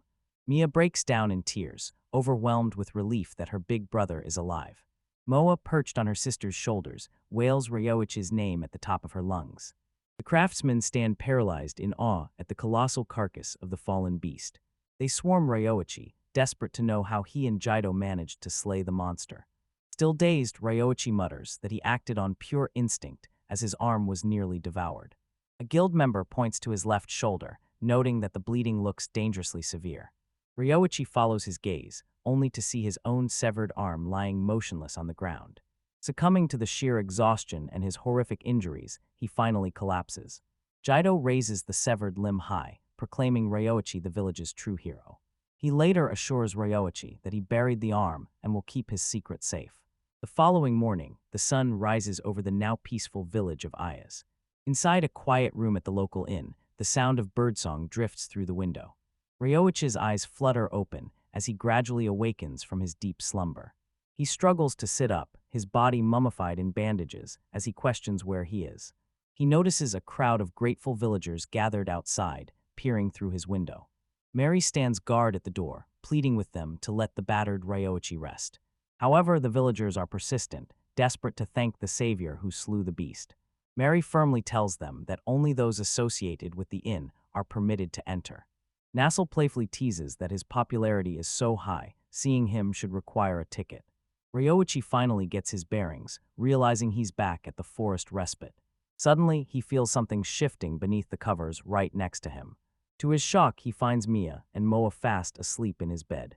He's baffled as to why they're here, considering there are plenty of spare rooms for everyone. Moa begins to stir, blinking her eyes open with a sleepy mumble. With a groggy smile, she offers a cheerful good morning, big brother Ryoichi. He can't help but smile back, patting their heads as he returns the greeting. Mia jolts awake, immediately burying her blushing face into a pillow. Flustered, she apologizes profusely for falling asleep while keeping watch over him. Ryoichi simply smiles, thanking them both before suggesting they go get washed up. He eventually climbs out of bed and steps out into the hallway. Downstairs, the locals are already gossiping, unable to believe his recent exploits. Ryoichi sighs to himself, noting just how fast rumors travel in this town. Accompanied by the two girls, he makes his way to the top of the stairs. Waiting at the bottom is a striking fox-eared swordswoman. Her gaze is sharp and analytical, locked firmly onto him. Ryoichi feels the pressure, wondering why this beastkin is staring so intensely. Moa and Mia greet the stranger with their usual polite curiosity. The warrior smiles at the children, though her eyes never once drift from Ryoichi. A striking beastwoman named Koko Urus clears her throat with a polite cough. Offering a warm smile, she greets the young sisters, Mia and Moa. Mia is immediately captivated, struck by the woman's incredibly soothing voice. Suddenly, the door to the forest respite inn swings open with a loud clatter. Mary greets Ryoichi, visibly relieved to see him finally up and moving. She explains that the grateful villagers now hail him as their legendary savior. Mary gestures to a nearby table, which is overflowing with tribute for their hero. Ryoichi is floored by the massive bounty of fresh eggs and local produce. He asks the innkeeper for permission to borrow a small corner of the kitchen. Soon, the mouth-watering sound of sizzling fills the air from his portable stove. Mia and Moa eagerly jump in, determined to help him prep the feast. The onlookers murmur in awe at his collection of rare, exotic seasonings. Moa watches his every move, curiously asking what masterpiece he's cooking up. He unveils a massive, perfectly fluffy omelet, leaving everyone in total shock. Mary exclaims that she's never seen an omelet look so divine in her entire life. The heavenly aroma drifts across the room, catching the attention of a curious Koko. Ever the gentleman, Ryoichi offers the wandering swordswoman a portion of the meal. Blushing, she tries to politely decline, blaming her sensitive nose for the distraction. But Moa isn't taking no for an answer, cheerfully inviting her to join the family. Koko is completely caught off guard by the young girl's pure, enthusiastic hospitality. Reluctantly, she joins the group, still processing the sudden turn of events. She takes a single, cautious bite of the mysterious dish. Immediately, her eyes widen as the explosion of flavor catches her off guard. She marvels at the rich, complex, and mellow depth of the sauce. Ryoichi reveals that the secret ingredient is none other than soy sauce. She praises the meal, noting the comforting, nostalgic quality of his cooking. She formally introduces herself as the adventurer, Koko Urus Gavaldius. Ryoichi smiles, mentioning that he's also a newcomer to the guild. He presents his adventurer's card, revealing his name and status. Koko reads the name Ishikawa Ryoichi and notes his lowly E-rank status. Curious, she asks what his profession was before he took up the sword. He awkwardly explains that he was an electrician, or basically, a craftsman. She scoffs, stating that a mere craftsman could never slay a shout bear king. She admits he's far more soft-spoken than the legendary hero she envisioned. Ryoichi sheepishly confesses that his victory was only possible thanks to a cheat. Suddenly, a booming voice from the doorway confirms his humble admission. Jido enters the inn, covered in bandages but still standing tall. Mary rushes to his side, pleading with him to return to his bed and rest. He dismisses her concerns, stating he has urgent business with his apprentice. A heavy, unspoken tension lingers between the master smith and the swordswoman. Jaido correctly identifies her as a swordswoman from the Kakinatsu archipelago. Impressed by his sharp eye, she confirms her school is the Kuren Ryu. Jaido then leads Ryoichi away, heading toward the Woodworkers Guild. He gruffly advises his apprentice to pick a different woman to chase after. A flustered Ryoichi desperately insists he had no such intentions. Meanwhile, back at the inn, Kokos mentions to the girls that Ryoichi seems like a kind man. She explains that while her homeland's warriors are spirited, their path is difficult. For a woman traveling alone as a swordswoman, life is often filled with hardship. Inside the guild hall, Jaido brings Ryoichi before two prominent village elders. Guild Master Yasuka greets Ryoichi, remarking that it's been a long time. Jaido stands by Ryoichi's side, presenting him to the other high-ranking man. The man introduces himself as Corius, the chief of Ias village. Corius begins to recount a dark history of a dragon's devastating rampage. Ryoichi is shocked to learn that a dragon once laid waste to this very village. Even the Duke of Corvelli himself had to lead an army to stop the massacre. These twin dragons had brought absolute ruin to the entire island. The Duke's private army and the land's strongest adventurers were all mobilized for war.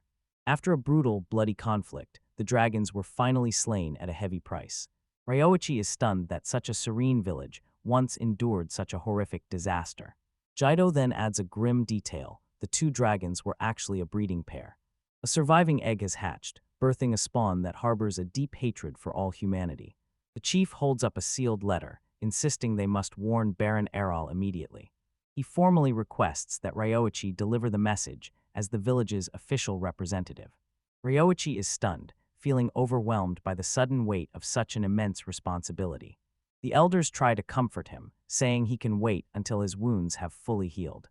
However, Jada warns that disaster strikes without notice, and they must act with haste.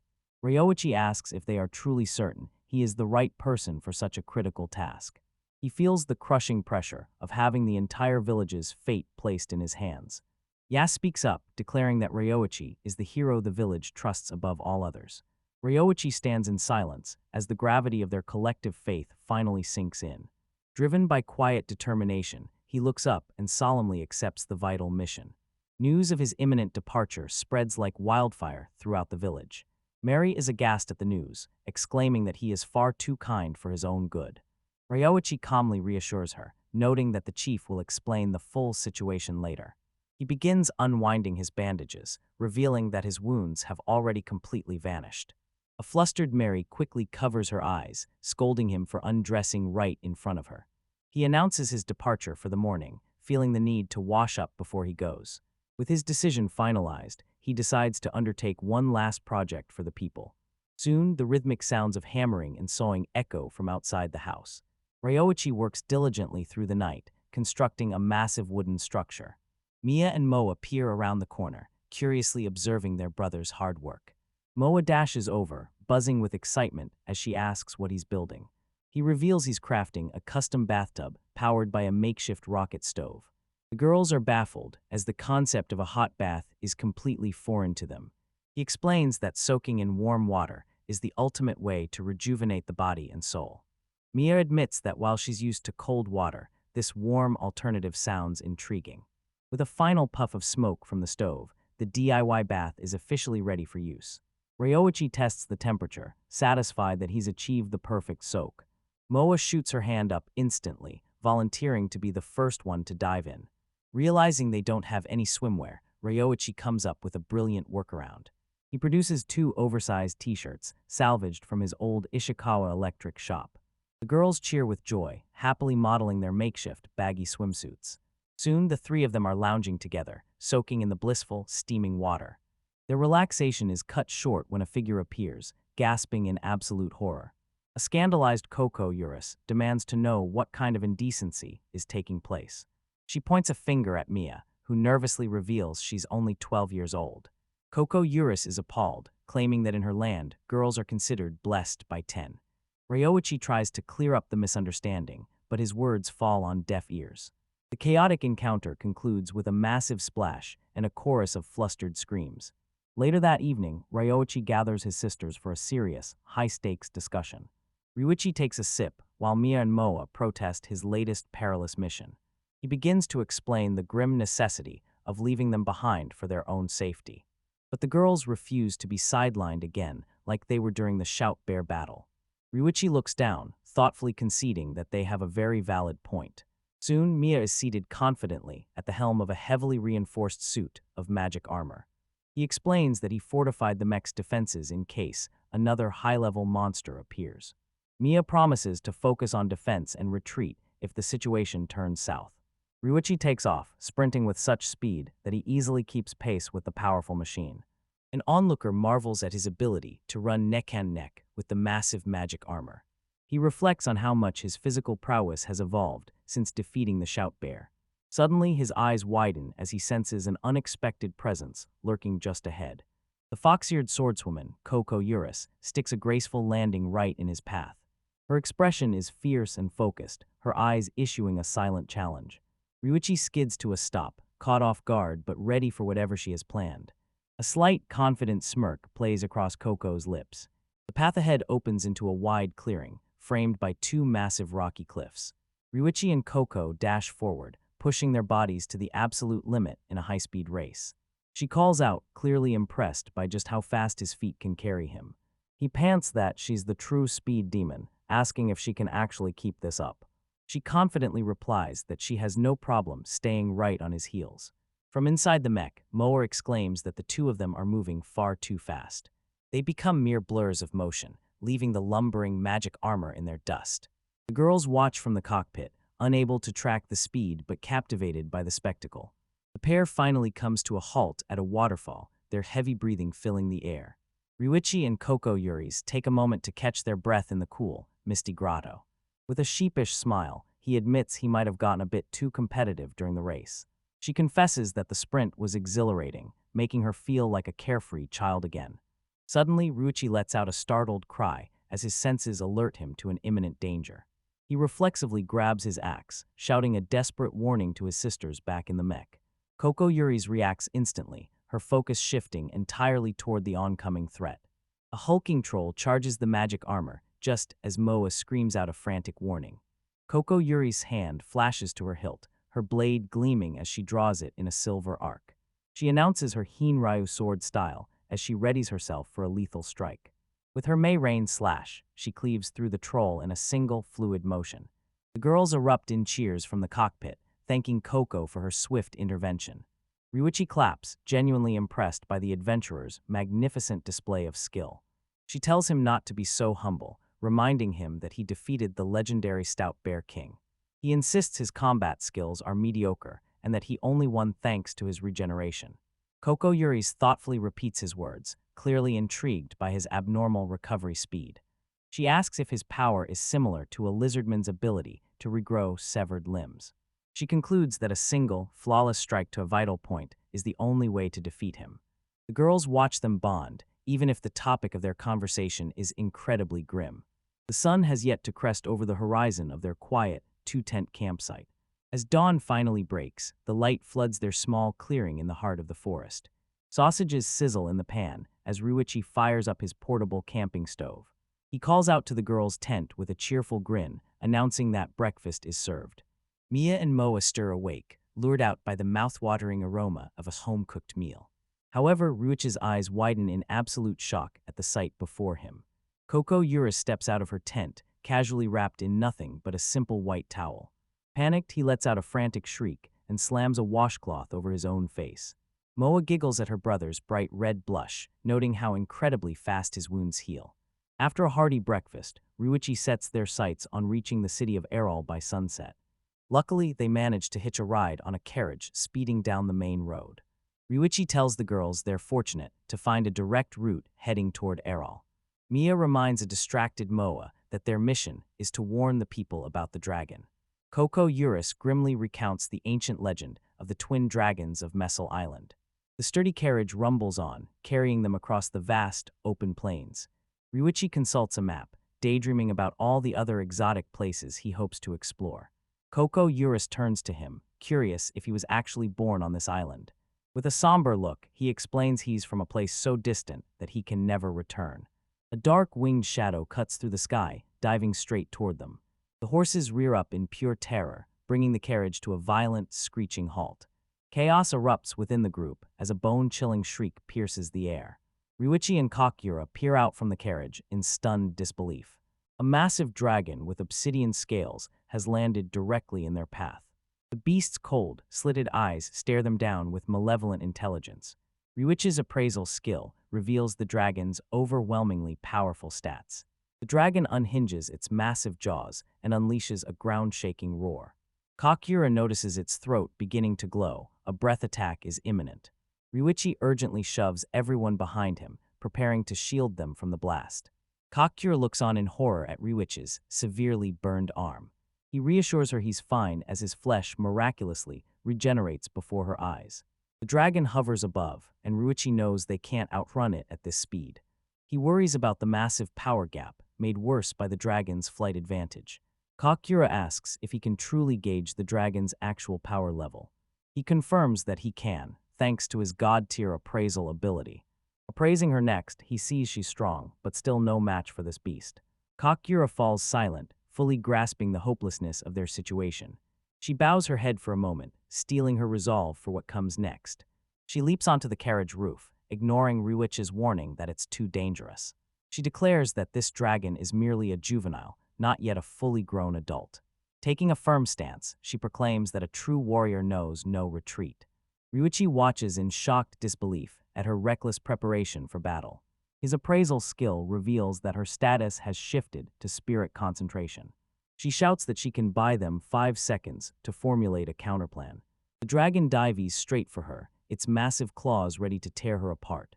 Ryuichi prepares to intercept the attack, knowing she cannot survive the impact. He swings his axe, desperately trying to block the descending talons. He manages to deflect the blow, with sparks flying from the powerful collision. He plants his feet firmly on the ground, bracing against the beast's raw power. However, the dragon's massive leg sweeps him aside with overwhelming, brutal force. Mia and Moa cry out his name in terror as they watch him get struck down. Koko Urus calls out, asking if the girls inside are still unharmed. The dragon circles in the air, its gaze once again fixed on the carriage. Ryuichi realizes with dread that the dragon is targeting the carriage yet again. An aura of power surrounds Koko Urus, though her wounds are clearly visible. His appraisal shows that her defense power has dropped to a perilous 0. Ryuichi understands that she is severely wounded and completely defenseless now. She knows that even a single direct hit in this state would mean instant death. The dragon folds its wings, diving straight down for the finishing blow. Realizing Koko is the primary target, Ryoichi shouts a warning as the dragon begins its deadly descent. 3 of his clones desperately cling to the massive beast as it swoops toward the ground. He activates God-tier body division, summoning a relentless swarm of copies to join the fray. The clones lash out, but their blades spark and shatter uselessly against the dragon's impenetrable hide. To his horror, he realizes that neither physical steel nor magical spells can pierce its scales. His final gamble is a forbidden dark magic, a technique so volatile it could cost him his life. With no time for second guessing, he resolves to wager everything on one final, desperate strike. He unleashes Abyss Darkness, a terrifying vortex of shadows and skulls that swallows the dragon whole. The beast shrieks in agony, thrashing its tail so violently that it severs Ryoichi's arm in an instant. Blood sprays from the stump of his shoulder, but he has successfully bought the opening they needed. Seeing his sacrifice, Koko Urus thanks him, acknowledging that her faith in his judgment was well placed. She hails him as a peerless warrior, while gathering her own devastating mana for a finishing blow. Her eyes burn with a fierce determination as she channels every ounce of her remaining power. She vaults into the sky, invoking the ultimate secret technique of the legendary Kuren Ryu school. Her blade transforms into a lotus flash, erupting into a whirlwind of lethal, shimmering energy. The dragon is mangled by the strike, but Ryoichi's battered body begins to plummet from the sky. He hurtles downward, eventually crashing through the dense forest canopy, which narrowly breaks his fall. The crippled dragon beats a hasty retreat as Koko Urus stands triumphant atop the carriage wreckage. As the driver watches the beast flee, Mia frantically asks if her friends survived the carnage. Koko finally touches down, gritting her teeth against the agonizing toll her injuries have taken. She notes they successfully drove it off, marking the first time the dragon has actually been wounded. However, she knows that despite their victory, the young dragon will return much stronger next time. Panicked, she rushes to find Ryachi, calling out to see if he's still breathing. She finds him face down in a pool of blood, weakly muttering that he is definitely not okay. She urges him to hold on, reminding him of his incredible regeneration ability. He explains that his dark magic demands immobility as its price. Without his passive skill, he'd be dead. He confesses that the spell is so mentally taxing, it actually makes him wish for death. Koko Urus smiles warmly, telling him she's just glad he's alive after saving them all. The other survivors bow deeply, offering their heartfelt thanks for ensuring everyone survived. Ryachi, drenched in blood, stands with Koko amidst the wreckage of the chaotic aftermath. Mia and Moa sprint toward their brother, their faces a frantic mask of worry and relief. He weakly acknowledges his sisters as they collapse against him in the tall grass. As he embraces them, he realizes his power to defy death was truly meant for protecting others. Koko Urus watches the touching family reunion with a pensive, thoughtful expression. She muses that this might be the very first time she's been thanked for her swordsmanship. With a renewed sense of purpose, she rallies the group to hurry to Erol to save more lives. They soon arrive at the formidable stone gates of the agricultural city, Erol. Their carriage clatters violently as it thunders through the city's main entrance. The city guards immediately intercept them, demanding to know the reason for their reckless haste. The driver frantically explains that a dragon has appeared and demands an urgent audience with the Baron. They are escorted to the Lord's mansion, a structure defined by its sheer opulence and grandeur. Mia and Moa stare in awe at the massive estate, having never seen anything so magnificent. A formal steward named Cross greets them, introducing himself as the Baron's right hand. Cross inspects the letter from the IAS, confirming that the seal and handwriting are authentic. Inside his office, Baron Erol is struck with disbelief at the news of a dragon's appearance. Cross reminds the Baron that their guest is the very same hero who took down the Shout Bear. Despite this, the Baron remains skeptical, finding a dragon attack nearly impossible to believe. When pressed for proof, Ryoichi calmly explains that he has exactly what they need in his item box. A hexagonal grid flickers into existence as he reaches into his dimensional storage. He pulls out a massive obsidian dragon scale, leaving both the Baron and Cross speechless. Cross requests to inspect the specimen, his demeanor shifting to one of profound respect. He realizes it's a perfect match for the twin dragons that terrorized the land 20 years ago. He recalls leading the search party back then, where they found nothing but a single eggshell fragment. With his doubts erased, the Baron accepts the steward's word. The threat is undeniably real. The Baron offers to purchase the scale to use as evidence, and Ryoichi readily agrees to the deal. He vows to petition Duke Cravali immediately to request the support of his military reinforcements. He also plans to send urgent warnings to the IAS and the guilds, thanking the group for the vital intel. Cross urges the weary travelers to leave the logistics to them and find some well-deserved rest. Ryoichi stretches, relieved that the weight of the mission is finally off his shoulders. However, Koko looks on with a sense of lingering unease, sensing that the danger isn't over yet. She realizes it'll take days for the army to mobilize, leaving their homes completely defenseless in the meantime. The girls grow anxious, fearing that the dwarven settlements and the ice village are in grave danger. Kokorius decides their priority should be resting safely within the city walls for the next few days. Moa spots a market stall and excitedly points out some vibrant red fruit she's dying to try. Ryoichi is stunned to see apples, noting the striking similarities between this world and his original one. Moa finds the fruit a bit too tart, but Ryoichi notes it reminds him of a Heim Ringo back home. Wanting to give them a treat, he decides to show them how they're prepared in his country. Back at the inn, he sets up his portable stove and begins boiling a mixture in a small pot. He explains the simple recipe: sugar, water, and strawberry jam to act as a natural red glaze. After dipping the apples and letting them set, he presents them with beautiful, glistening candy apples. Mia and Moa are absolutely delighted, gushing over how cute and delicious the treats look. With some time left before sunset, Ryoichi decides to explore the city of all a bit further.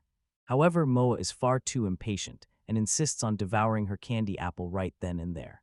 Ryoichi wraps one up for her, and she cheers with pure joy in anticipation of the sugary snack. Together, they stroll through the sprawling, majestic city built directly into the hillside. Both Ryoichi and Koko Urus are awestruck by just how prosperous and grand the capital is. Mia suddenly shouts with excitement, telling her brother he needs to see something incredible just ahead. She's left breathless by a massive temple, the very first one she's ever seen in her life. Ryoichi explains that shrines bring immense blessings, and any city with 3 can be recognized as a nation. The final requirement is having 3 divine priests who are officially recognized by the gods themselves.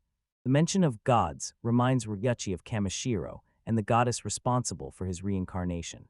Watching a robed priest pass by, he wonders what one must do to earn divine recognition. Suddenly, a small hooded priest stumbles nearby, looking incredibly weak on their feet. The mysterious figure pitches forward, collapsing from what appears to be pure exhaustion. Ryoichi leaps into action, catching the tiny priest before they hit the pavement. He's caught off guard, wondering how a child could just pass out so suddenly. Moa approaches with her candy apple, leaning in to see if the stranger is all right. Suddenly, a glint of hunger flashes from beneath the hood as they spot the sugary snack. Without warning, the priest snatches the candy apple right out of Moa's hands. They begin devouring the treat ravenously, while Moa stares on in utter shock. Heartbroken over her stolen snack, Moa begins to wail, her face scrunched with tears. Ryoichi tries his best to comfort her, promising her that they have plenty of sweets left. Remembering he has a backup, he pulls out a fresh box of sister donuts. He offers the box to the sniffling Moa, desperate to soothe her with a new treat. She takes a bite, and her tears vanish instantly, replaced by a beaming smile. However, the hooded priests gaze locks onto the box with a terrifyingly intense gleam. In a flash, they lunge forward and swipe the entire box of donuts right from Moa. Ryoichi watches in disbelief as the stranger begins stuffing their face with multiple donuts at once. Fed up, he grabs the glutton, demanding to know why they're being so heartless to Moa. But from beneath the hood, a small, sullen voice snaps back that they are not a child. With a swift motion, the mysterious figure flings back her hood to reveal her face. She introduces herself as Maro, a 24-year-old elven priestess and a self-proclaimed respectable adult. Ryoichi stares her down, unimpressed, concluding that by elven standards, she's basically a toddler. He seizes the indignant Maro, declaring that a brat like her is in desperate need of discipline. Maro struggles in his iron grip, demanding to know what he plans to do with her.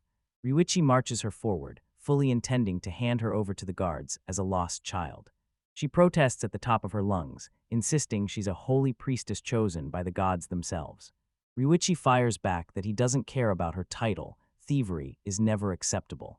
Moa tearfully steps forward, telling Maro she must first apologize for stealing her candy apple. Maro looks bewildered, finally connecting the candy apple to the sweet, red jewel she devoured earlier. She recalls kneeling in despair when that glowing treat appeared before her like a sign from the heavens. In a dramatic epiphany, she realizes the gift wasn't a divine blessing, but a snack she stole from a child. Suddenly, a massive torrent of tears erupts from her eyes with a violent gush. Her weeping becomes a literal downpour as she wails apologies to the girl she unknowingly robbed. Ryoichi and the others are instantly soaked, wondering if this waterfall is some bizarre divine punishment. Maro collapses, sobbing that she simply lost all control at the sight of such heavenly sweets. Just then, a small, gentle hand is extended toward the pathetic, crying elf. Moa smiles warmly, telling Maro not to do it again so they can finally make up. Moved by the girl's pure compassion, Maro takes her hand and properly introduces herself. But as their fingers meet, Maro's eyes widen as she takes a sharp, sudden breath. She informs Moa that she senses a rare and special aptitude hidden deep within her. Maro suggests they visit the shrine of Mond, the god of agriculture, to receive a divine blessing. The group stands before the grand column temple, their faces tight with anticipation. They join a long queue of villagers, all waiting for their turn to be blessed by the temple's priestess. With a warm smile, the priestess gestures for the next person in line to step forward. She raises her hands, chanting a sacred prayer for the god's grace to descend upon them. The priestess places a hand on Ryoichi's head, but he feels absolutely nothing. He frantically checks his status window, confused as to why there hasn't been any change at all. Suddenly, a brilliant flash of light erupts from behind him, catching him completely off guard.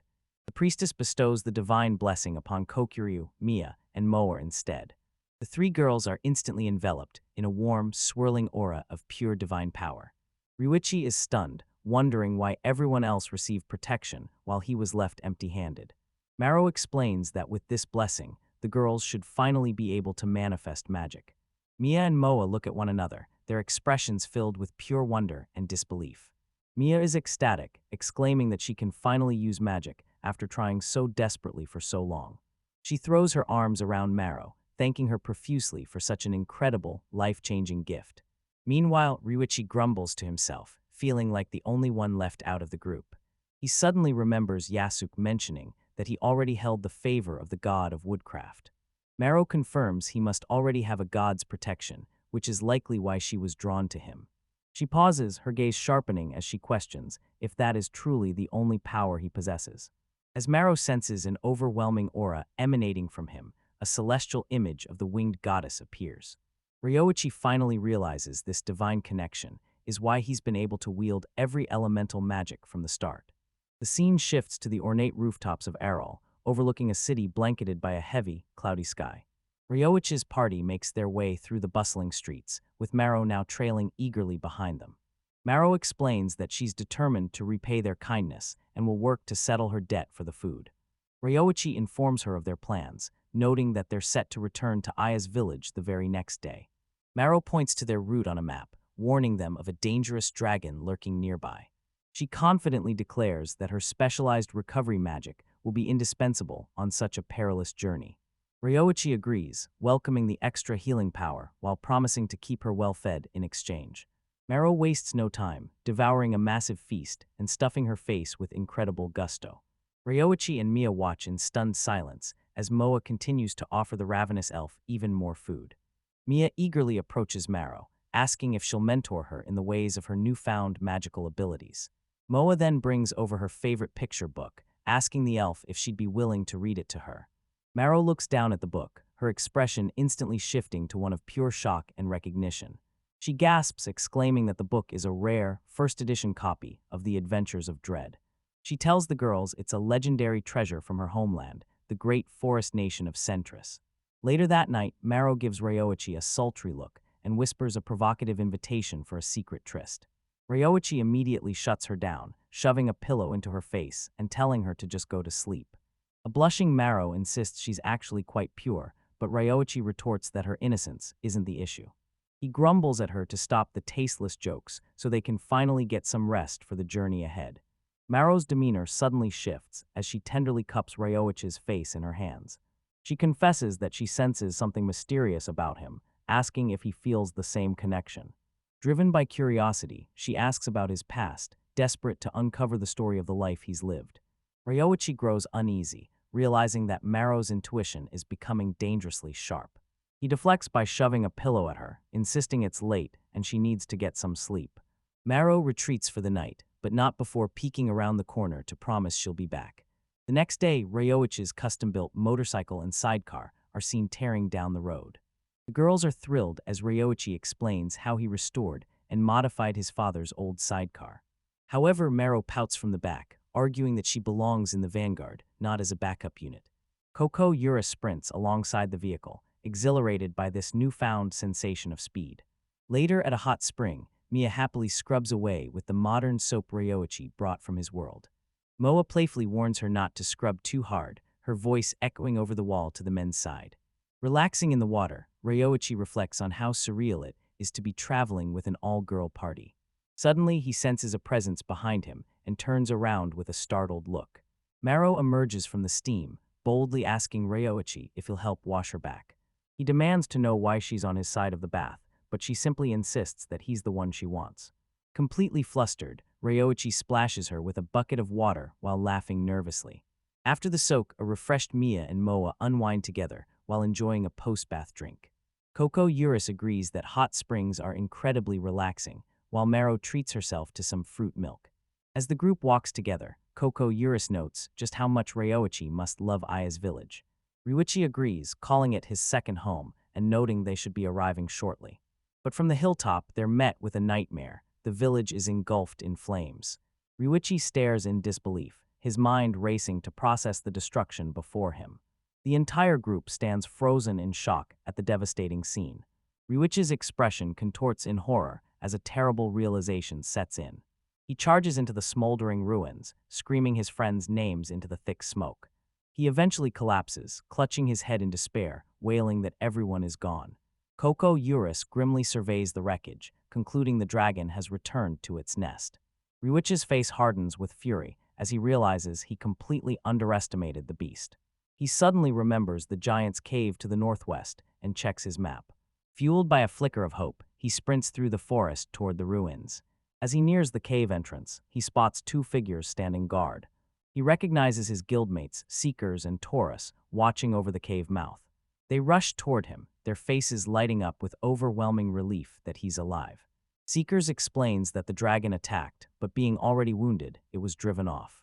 Thanks to Ryuichi's warning, they managed to evacuate, and everyone survived. However, their expressions darken as they admit many were severely injured. They tell Ryuichi that their friend Fars was among the most critically wounded. Inside a makeshift infirmary, Mary sits silently by a bed, her back to the door. She turns with a pained expression as Ryuichi enters the dimly lit chamber. Mary cries out Ryoichi's name, her voice trembling with desperate relief. He's relieved she's unharmed, but his gaze immediately searches for their friend, Fars. Ryoichi's eyes widen in horror as he finally realizes the grim reality of the situation. He finds Fars lying on a cot, his entire body encased in thick, heavy bandages. Through her tears, Mary explains that Fars was engulfed in dragon fire while shielding her. Beneath the wrappings, Fars' eyes flutter open, sensing his friend's presence nearby. He weakly reaches out a bandaged hand, whispering to confirm if it's truly Ryoichi. Fars even apologizes for letting his friend see him in such a pathetic, broken state. Ryoichi frantically tells him to stay still, preparing to cast his own recovery magic. He summons a glowing sphere of restorative healing water in the palm of his hand. But Moro steps forward, beginning a divine chant to ease Fars' immense suffering. A gentle, ethereal light descends from above, completely enveloping the wounded man. Fars marvels at the strange radiance as his agonizing pain finally begins to fade. He sits up with a sudden burst of energy, feeling miraculously whole once again. Looking at his hands, he sees his horribly burned skin has been completely restored. Mary cries out his name, her face now a portrait of overwhelming joy. Fars thanks Ryoichi, who humbly explains that he wasn't the one who healed him. Across the cave, the other wounded villagers celebrate their own miraculous recoveries. Suddenly, a voice calls out to Ryoichi, her expression filled with sharp concern. She explains that Moro collapsed the moment she finished performing her incredible healing spell. Ryuichi rushes to the fallen elf's side, frantically asking if she's all right. Maro lies on the floor, her stomach growling loudly from a sudden, intense hunger. Ryuichi wonders if her restorative light truly managed to reach everyone in the area. Maro weakly explains that wielding her divine magic leaves her with an insatiable craving for sweets. Ryuichi smiles, presenting a tray of candy apples for her to enjoy. The powerful priestess happily devours the treats, her exhausting duty finally complete. Ryuichi stands at the cave entrance, staring in awe at the lingering source of the light. Gaido appears, visibly relieved to see that his apprentice has returned in one piece. He kneels to thank the young priestess for her miraculous healing of the village. Gaido marvels that his broken leg is fully mended and his chronic rheumatism has vanished.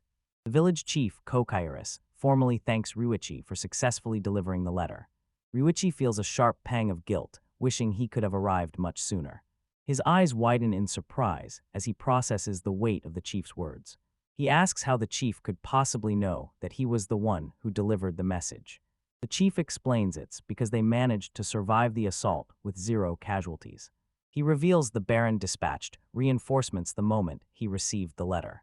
He introduces Masaki's, a retainer who single-handedly drove the dragon back. Masaki's humbly insists the dragon was already severely wounded by the time she arrived. Ryuichi deflects the praise, stating that the success was all thanks to Koko Urus. At the mention of that name, Koko Urus gasps in sudden, shocked recognition. She asks if this is the legendary A-rank adventurer, Misaki the Adamant. Misaki smiles, hearing a nostalgic title from her long-retired past. Her legend is famous, a lone warrior who once single-handedly slew a mighty chimera. Ryuichi is shocked that such a gentle woman could hold such a fearsome reputation. Guido worries they'll have to hold the line for several days before any help arrives. Koko Urus admits she underestimated the dragon's cunning and its pure hatred for humanity. Driven by rage, the beast will likely strike again, long before reinforcements can reach them. This cave is far too cramped for 500 people. They desperately need better shelter. Suddenly, an idea strikes Ryuichi, a potential solution to their dire situation. He leads the group to a massive, sealed, high-tech door hidden deep within the ruins. Together, they descend a dark staircase into a secret underground chamber. Misaki recognizes the triangular seal, a mark often found on ancient magic tools. Ryuichi confirms the name of the manufacturer, the Senkika Magic Tool Company. Misaki laments that such complex mechanisms are now considered nothing more than worthless scrap. Ryuichi quietly disagrees, feeling that throwing such technology away is a total waste. He firmly believes that even if it's broken, anything can be restored. They reach the entrance of a vast chamber, completely shrouded in oppressive darkness. Ryuichi spots something familiar on the wall, what appears to be a light switch. With a heavy click, the entire chamber is instantly bathed in a brilliant glow. They stand frozen in awe, staring at a massive, futuristic hangar. Misaki recognizes the lighting as cutting-edge tech only recently developed in the capital. Ryuichi offers a satisfied smirk, glad his electrical repair skills actually paid off. Before them lies a massive hangar, packed with rows of deactivated magic armor. Misaki asks if he's fully restored the facility, but he clarifies he's only fixed the main power. Suddenly, a monitor flickers to life as a familiar AI greets Ryuichi as its master. The AI explains that it has been patiently anticipating the day of his eventual return. The AI Pyia provides a precise countdown of the exact time passed since their last meeting. Mia and Moa can only stare in disbelief at the mysterious woman appearing on the screen. Ryuichi notes that the AI's tone seems a bit more biting than he remembers. He requests permission from the system administrator to repurpose the facility as a shelter. Maro, confused, asks Ryuichi to explain what this strange talking contraption even is. Moa steps forward, politely asking the digital lady if she has a name. The AI responds by stating that a formal designation hasn't been assigned to her yet. With a bright smile, Moa declares that her name shall henceforth be Mike-chan. The AI instantly accepts the new name, much to Mia's utter bewilderment. Now known as Mike-chan, she orders the magic armors to stand down and welcome the refugees. Ryuichi reiterates that his only goal is to use the secure facility as a safe haven. The village chief is overcome with relief, knowing his people will finally find some comfort. Ryuichi then uses his unique abilities to manifest food, bedding, and vital supplies for everyone. Gripping his new axe, Ryuichi announces that it's finally time for his real training to begin. Masaki chuckles, humbly claiming to be nothing more than a retired old woman. She then reveals her true gear, a massive, technologically advanced rifle. She handles the cannon-like firearm with the effortless grace of a seasoned veteran. Ryuichi instantly recognizes the triangular seal of the Senkaku Magic Tool Company. He reminds her of her own warning that most people can't handle these ancient tools. Misaki smiles, confirming that his assessment is absolutely correct. The rifle is cursed, having claimed the lives of every single previous owner. Ryuichi and Koko Urus are stunned she can wield such a lethal relic so casually. Masaki explains that a single misstep while using it results in immediate death. Koko Urus recalls the legendary spear that originally earned Masaki her fame. She draws her katana, feeling honored to test her blade against a living legend. However, the sheer force of Masaki's opening strike throws Koko Urus off balance. She marvels at the incredible speed and precision required to control such a weapon. Ryuichi steps forward with his axe ready, knowing they need to push even harder. He swings his heavy blade, parrying a devastating blow from Masaki's rifle.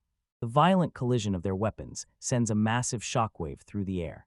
Masaki is visibly impressed by the young man's raw strength and talent.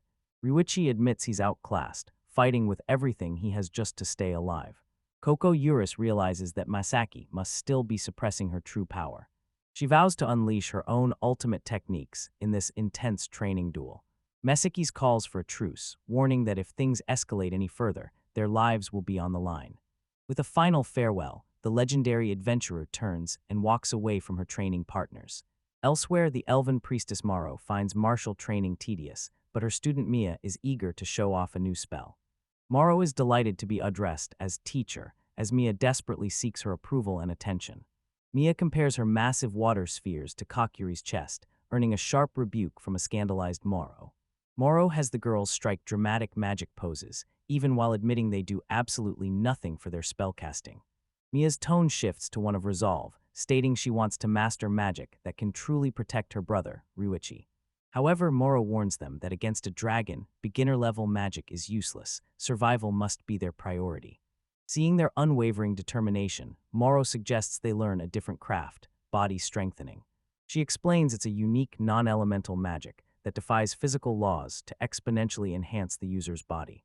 Soon, the dragon subjugation army arrives, a combined force of 230 soldiers setting up camp nearby.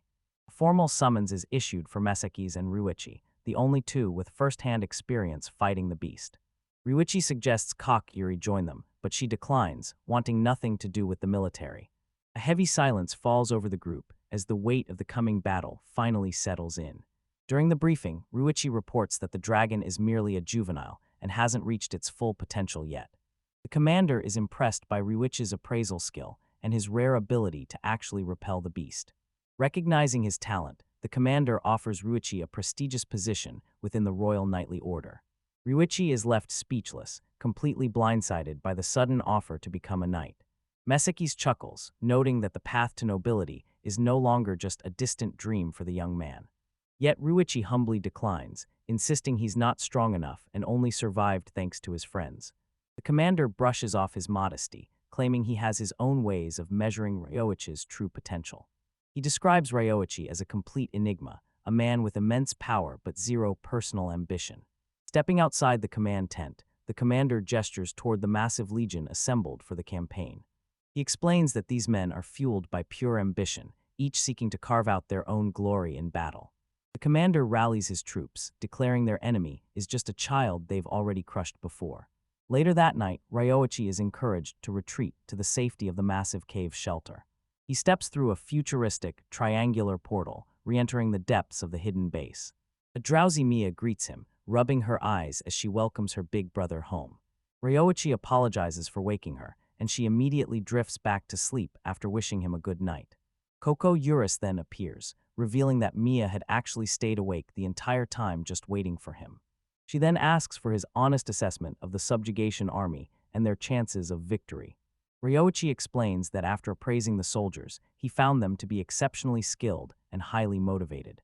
He concludes that he would only be in the way on the front lines, resolving instead to support them from the shelter.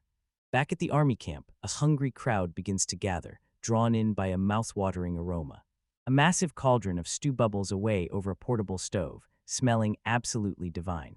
Ryoichi, Mia, and Moa work in tandem, preparing a warm, hearty meal for everyone.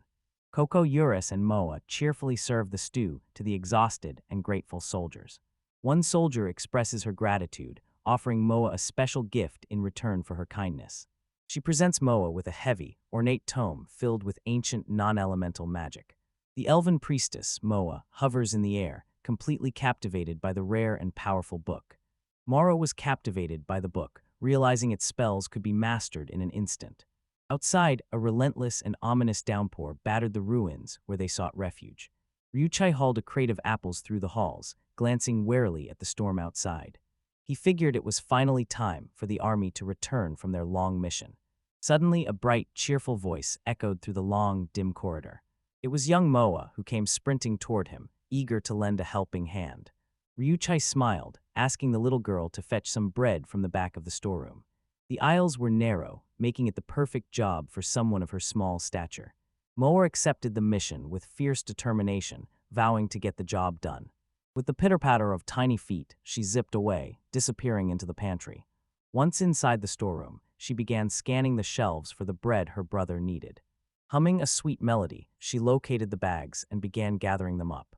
Ryuichi watched her go, a warm, affectionate smile spreading across his face. He marveled at how Moa's infectious energy always managed to lift his spirits. But without warning, a violent, bone-shattering tremor rocked the entire facility. Ryuichi stumbled as plaster rained from the ceiling, initially fearing a massive earthquake. Then a cold, synthetic voice blared, declaring a level 1 state of emergency. Panicked villagers were ordered to drop everything and flee to the underground hangar. The AI's voice cut through the alarm, revealing the grim truth: the facility was under attack. Ryuichi froze in absolute shock, his mind racing to make sense of the sudden chaos. He watched in frozen terror as the storeroom ceiling began to buckle and cave in. Without hesitation, he shoved the others to safety, placing himself directly in the path of the falling debris. The spot where Moa had been standing was instantly swallowed by a mountain of jagged stone. Ryoichi's eyes widened in pure, unadulterated horror, unable to comprehend the sight. Standing amidst the rising dust and devastation, his voice trembled as he screamed out for Moa. Overwhelmed by despair, he collapsed to his knees, paralyzed by the sudden catastrophe. Snapping back to reality, Ryoichi frantically claws at the rubble, begging his sister to answer him. With every ounce of his strength, he heaves the heavy stones aside, his hands bloodied and raw. Suddenly, he freezes. The unmistakable roar of the dragon echoes nearby, even though it should be engaged with the army. Elsewhere, deep within a mountain cave, the knight commander is seething with rage over the dragon's escape. "What are you doing?" he bellows, reminding his men that he ordered the encirclement to be held at all costs. A soldier reports that it was the Baron's reckless charge that shattered their tactical formation. The Baron's men immediately retort, accusing the commander's forces of abandoning their posts in a pathetic rush for glory. Pride quickly turns to violence as both factions draw their steel, trading insults and lethal glares. Julius, a noble-looking young man, watches the petty squabble with a gaze of cold, stern disapproval. Their bickering is cut short when a wave of dark energy erupts from the cave, tearing through the ranks of soldiers. Amidst the chaos, a lone knight raises a uniquely shaped blade, bracing against the lethal magical onslaught. Back at the shelter, Koko Urus desperately shields Ryoichi's unconscious body from the crumbling ceiling. A massive slab of rock breaks loose from above, threatening to crush them both into the earth. She frantically shakes him awake, urging him to run, but his first dazed thought is only for Moa. Perched on a high ledge, Mia points desperately, screaming that Moa is buried beneath the rubble. As the dragon's head shatters the wall, Mia cries out that she's completely lost sight of her. Ryoichi immediately summons 4 clones, who lunge through the air to intercept the titan. The dragon's massive jaws snap shut, instantly obliterating one of the clones with 0 effort. Koko Urus looks up in alarm as the shelter continues to crumble into dust around her. Her appraisal skill activates, revealing the great dragon's terrifying stats and current status. She's stunned to find the beast is already heavily wounded, yet it still possesses overwhelming power. Ryoichi realizes the monster must have retreated here after surviving a clash with the subjugation army. Drawing her katana, Koko Urus vows to stand her ground and fight alongside him. She lunges forward, her blade tracing a lethal arc toward the dragon's thick, armored scales. Her rapid strikes hit their mark, carving deep gashes and spraying the beast's blood across the floor. From above, Mia screams that she saw exactly where Moa was buried alive. She fears Ryoichi is surrendering to a blind rage, just like her father did before his death. Sensing her sister is still alive, she knows she must reach Ryoichi to save her. Mia realizes with horror that if this fight continues, both Ryoichi and Koko will be slaughtered. Undeterred, Koko Urus stands firm amidst the chaos, her blade poised for the next strike. She unleashes another devastating slash, tearing into the dragon's flank with every ounce of her strength. Gasping for air, she asks Ryoichi how much life force this seemingly invincible monster has left. Ryoichi can only kneel in exhausted silence, the answer far too grim to put into words. A cry of disbelief echoes, their combined assault barely even scratched the level 98 dragon's health. His eyes widen in horror as he realizes his best efforts weren't nearly enough. He knows he must unleash a relentless barrage to overcome the beast's insane recovery.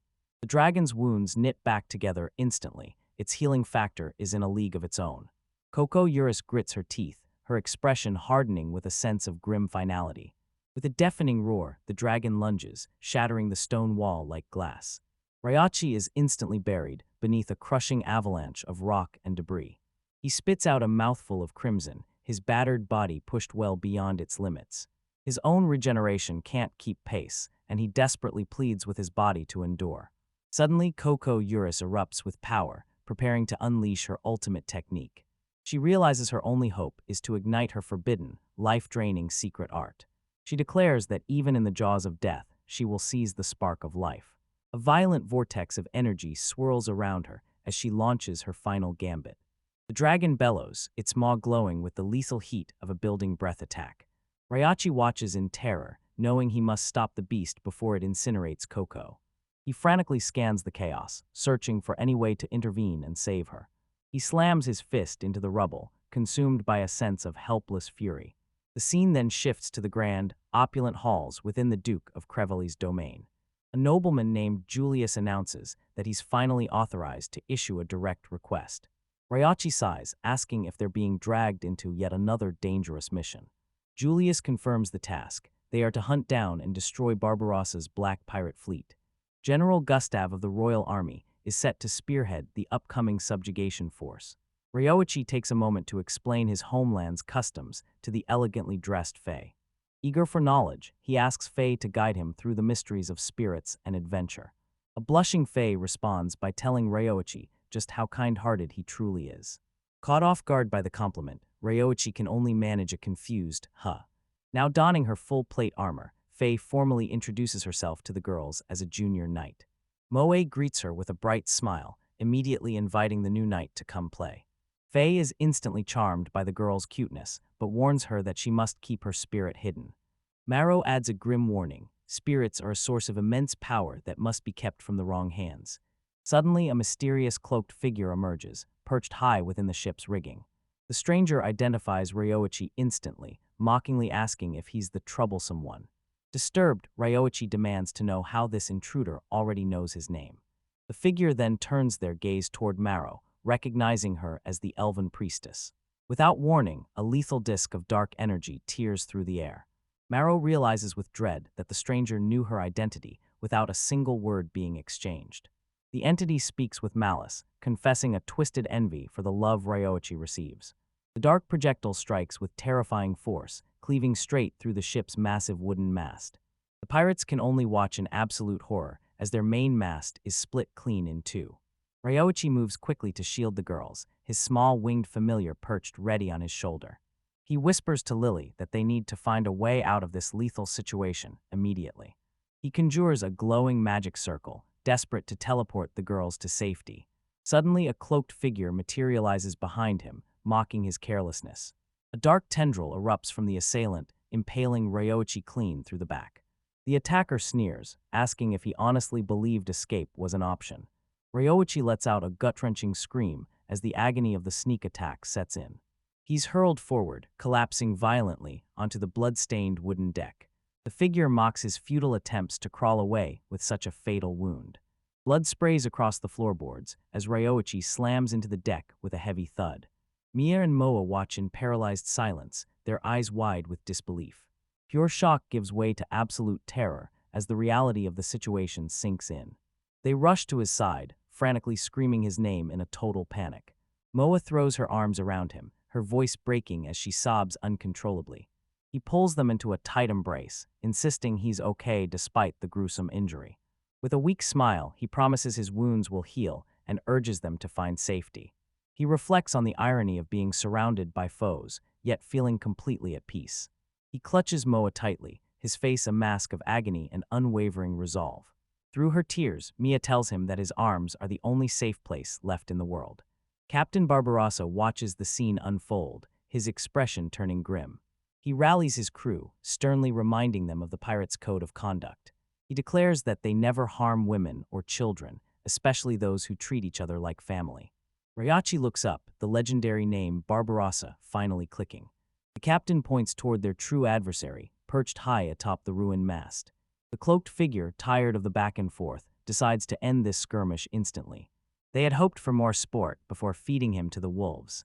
Barbarossa and his crew watch in sheer terror as the atmosphere shifts.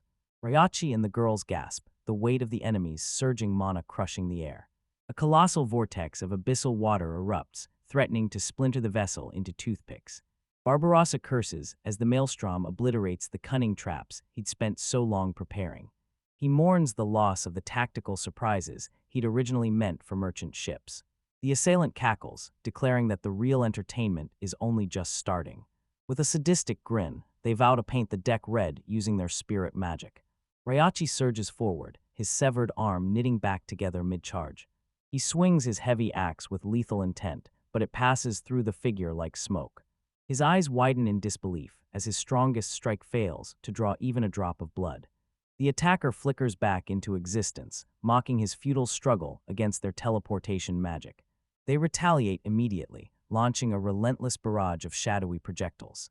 The impact sends Ryoichi reeling, as he's unable to evade the blindingly fast assault. The villain commands him to stop resisting, claiming his demise is a foregone conclusion. A sinister gleam radiates from the attacker's eye, dripping with pure malice. But suddenly, the cloaked figure finds themselves encircled by 4 identical Ryoichi clones. The attacker sighs, visibly annoyed by this truly troublesome turn of events. Ryoichi stands his ground, his expression grim and intensely focused. Suddenly, Moe's face flashes on the communicator, checking to see if Ryoichi can hear her. Faye explains that her familiar, Kahaku, has been observing the enemy's teleportation patterns. The enemy's Kraken spirits are the key. Sealing them is the only way to stop the teleporting. The clones strike in a frantic flurry, but the attacker easily brushes aside their efforts. Bored with the fight, the villain decides they'll simply teleport away whenever they please. They point a menacing finger, promising to slaughter him and his family the next time they meet. Ryoichi raises his axe, coldly declaring that there won't be a next time. The attacker is momentarily stunned into silence by his defiant words. Ryoichi lunges forward, his axe becoming a lethal blur of motion. The attacker calls him persistent, while desperately blocking the strike with their staff. Dark tendrils suddenly lash out, coiling tightly around Ryoichi.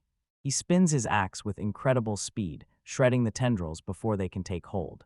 The attacker merely mocks his desperate display of power. Ryoichi closes the gap in an instant, his fist clenched and ready to strike. He connects with a devastating punch directly to the attacker's jaw. A spray of black blood erupts from the impact as the villain reels back. Ryoichi tackles the stunned figure, slamming them hard onto the deck. He pins his opponent down, leaving the villain crying out in shock at being captured. The cloaked figure falls silent, eyes wide with terror as they desperately scream for their familiars to teleport them away. However, the spirits Kahaku and Curio inform them that their familiars have already been captured. Ryuichi pins the assailant down, his voice low with menace as he vows to show no mercy. The attacker's eyes widen in pure shock at being so utterly and effortlessly overpowered. With a brutal impact, Ryuichi drives his fist squarely into his enemy's face. A spray of dark blood erupts from the assailant's mouth from the sheer force of the blow. Ryuichi's expression is one of cold, unforgiving fury as he looks down at his bloodied fist. Pinned to the deck, the defeated assailant weakly asks who in the world he actually is. Suddenly, their eyes dart with recognition, and they tell him to wait just a moment.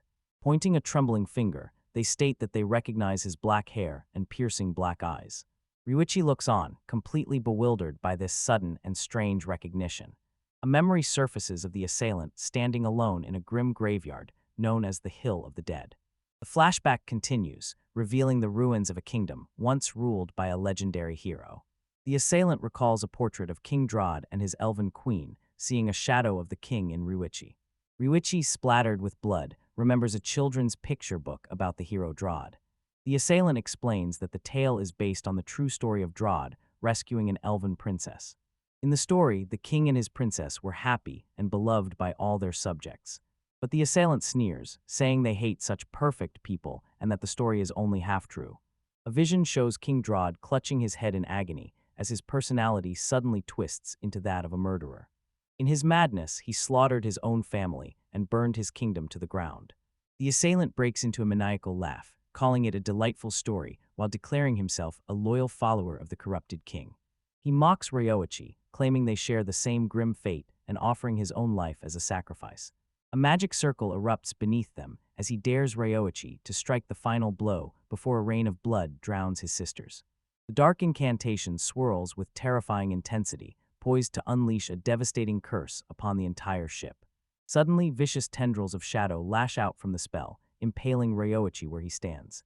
Chaos erupts across the deck as pirates and soldiers alike are skewered by lethal spears of blood. Barbarossa quickly shields 2 children from the onslaught, bellowing for his men to take cover. Pushed to the brink, Ryoichi prepares to unleash a forbidden spell, a macabre vortex of skulls forming in his hand. Perched high in the rigging, Kahaku watches with wide, panicked eyes as Ryoichi channels his overwhelming power. The spirit screams for him to stop, warning that his magic is spiking dangerously due to his divine blessing. Kahaku desperately explains that such forbidden magic will trigger a horrific backlash, potentially corrupting his soul forever. Ryoichi offers a quiet apology, but insists he must seize this power to eradicate the threat before them.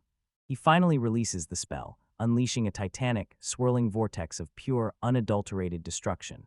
The assailant is left dazed by the sheer scale of the attack, wondering if he's facing a localized tornado or a pillar of hellfire. The chaotic eruption of dark energy completely swallows the villain whole. The black flames of Ryoichi's magic roar with an overwhelming, primal intensity. As the thick smoke begins to dissipate, a single boot steps firmly onto the scorched deck. A calm, steady voice cuts through the lingering chaos, telling Ryoichi that the battle is over. It's Faye standing over their defeated enemy, urging the wounded Ryoichi to stand down and compose himself. She offers a cool, graceful smile, telling him she'd prefer he keep his hands clean and his heart pure. Ryuichi is left speechless, demanding to know how Faye managed to cross the distance so quickly. Faye explains that since she couldn't teleport, she turned to Koko Urus for a creative solution. Using spirit magic, Koko simply conjured a massive tornado to launch Faye across the battlefield. Ignoring Ryuichi's disbelief, Faye turns her cold gaze toward her captive. She seizes the defeated assailant by the collar, hoisting them up with effortless strength. Faye coldly declares that she alone will decide the prisoner's ultimate fate.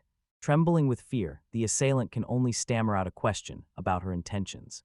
As a monstrous beast materializes, Faye cryptically remarks that a child who lacks love simply needs a warm hug. The beast lunges, and the assailant's blood-curdling screams rip through the air.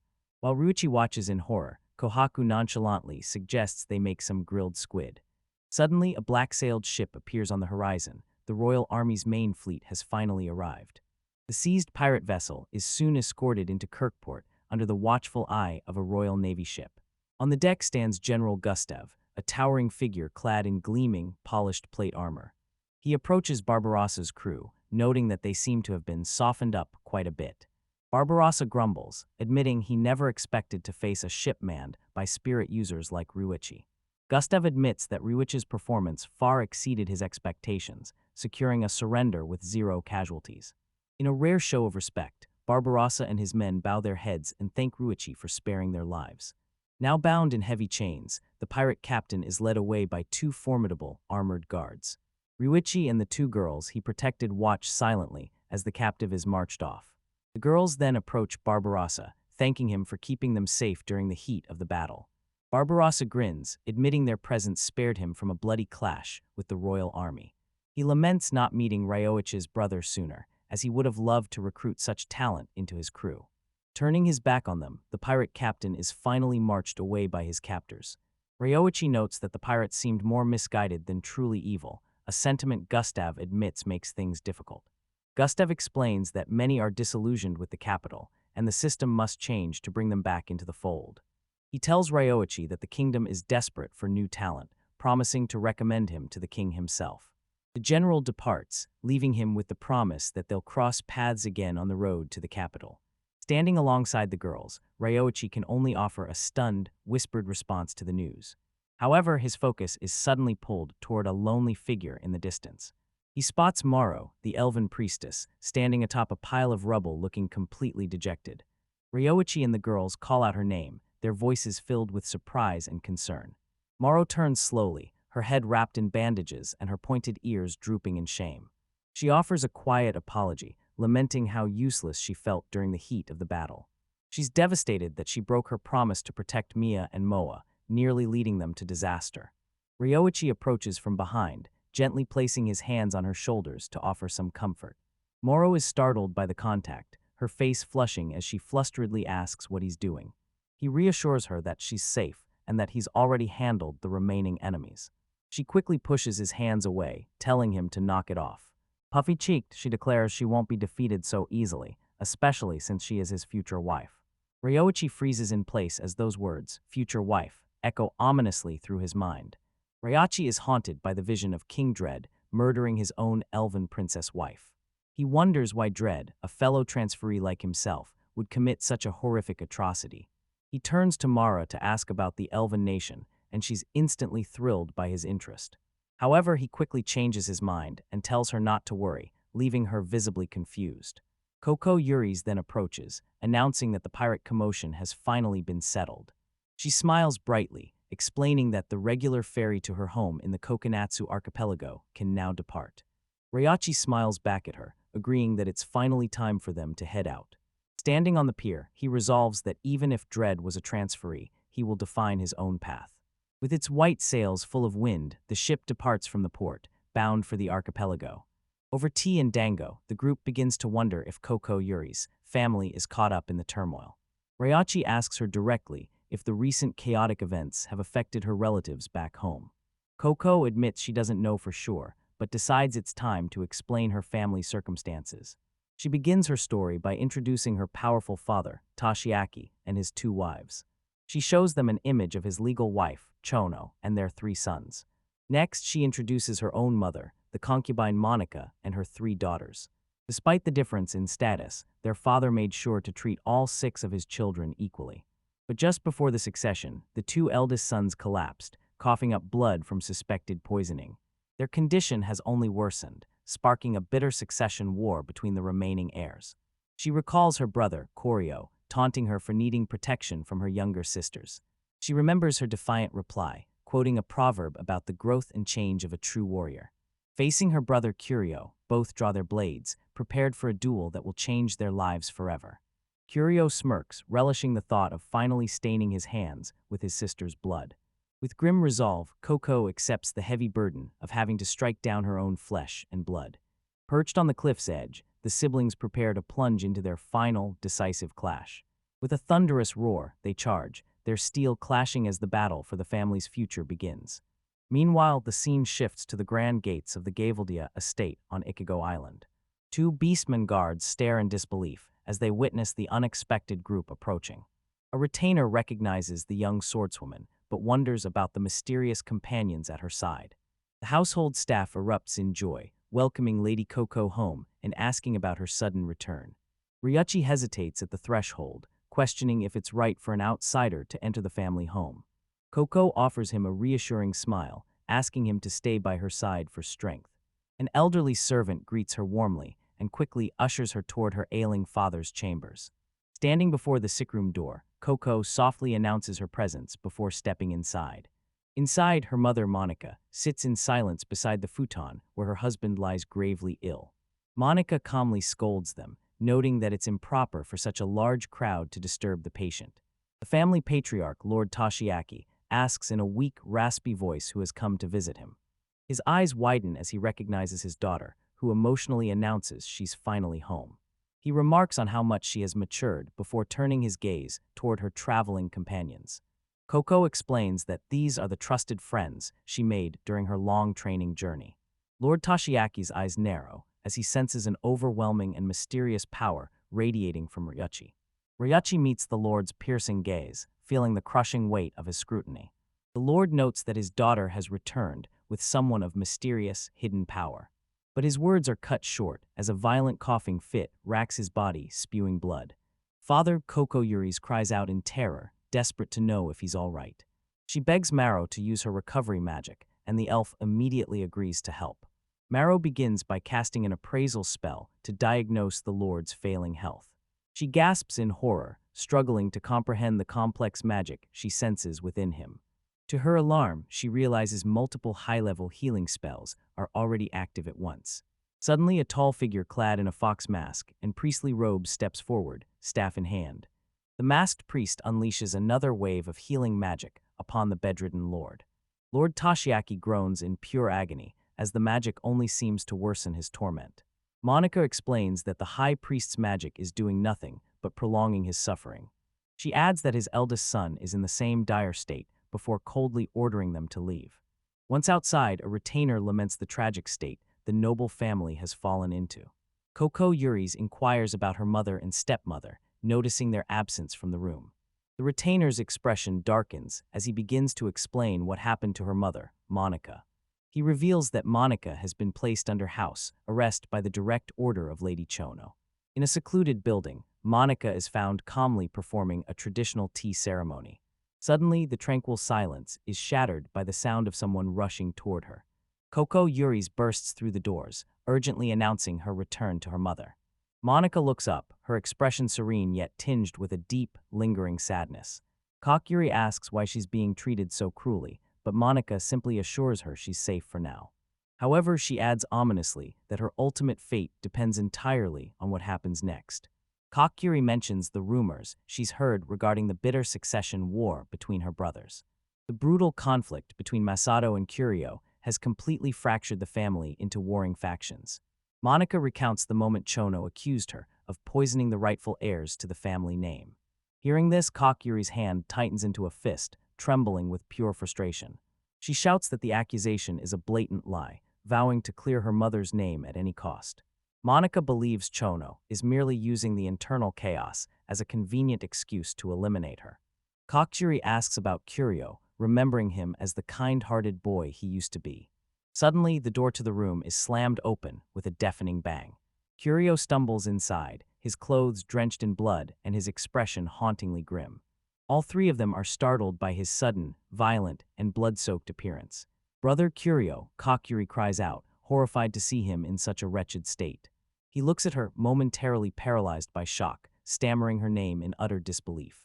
He reports that Masato was the true mastermind behind the chaos, and he's already been dealt with.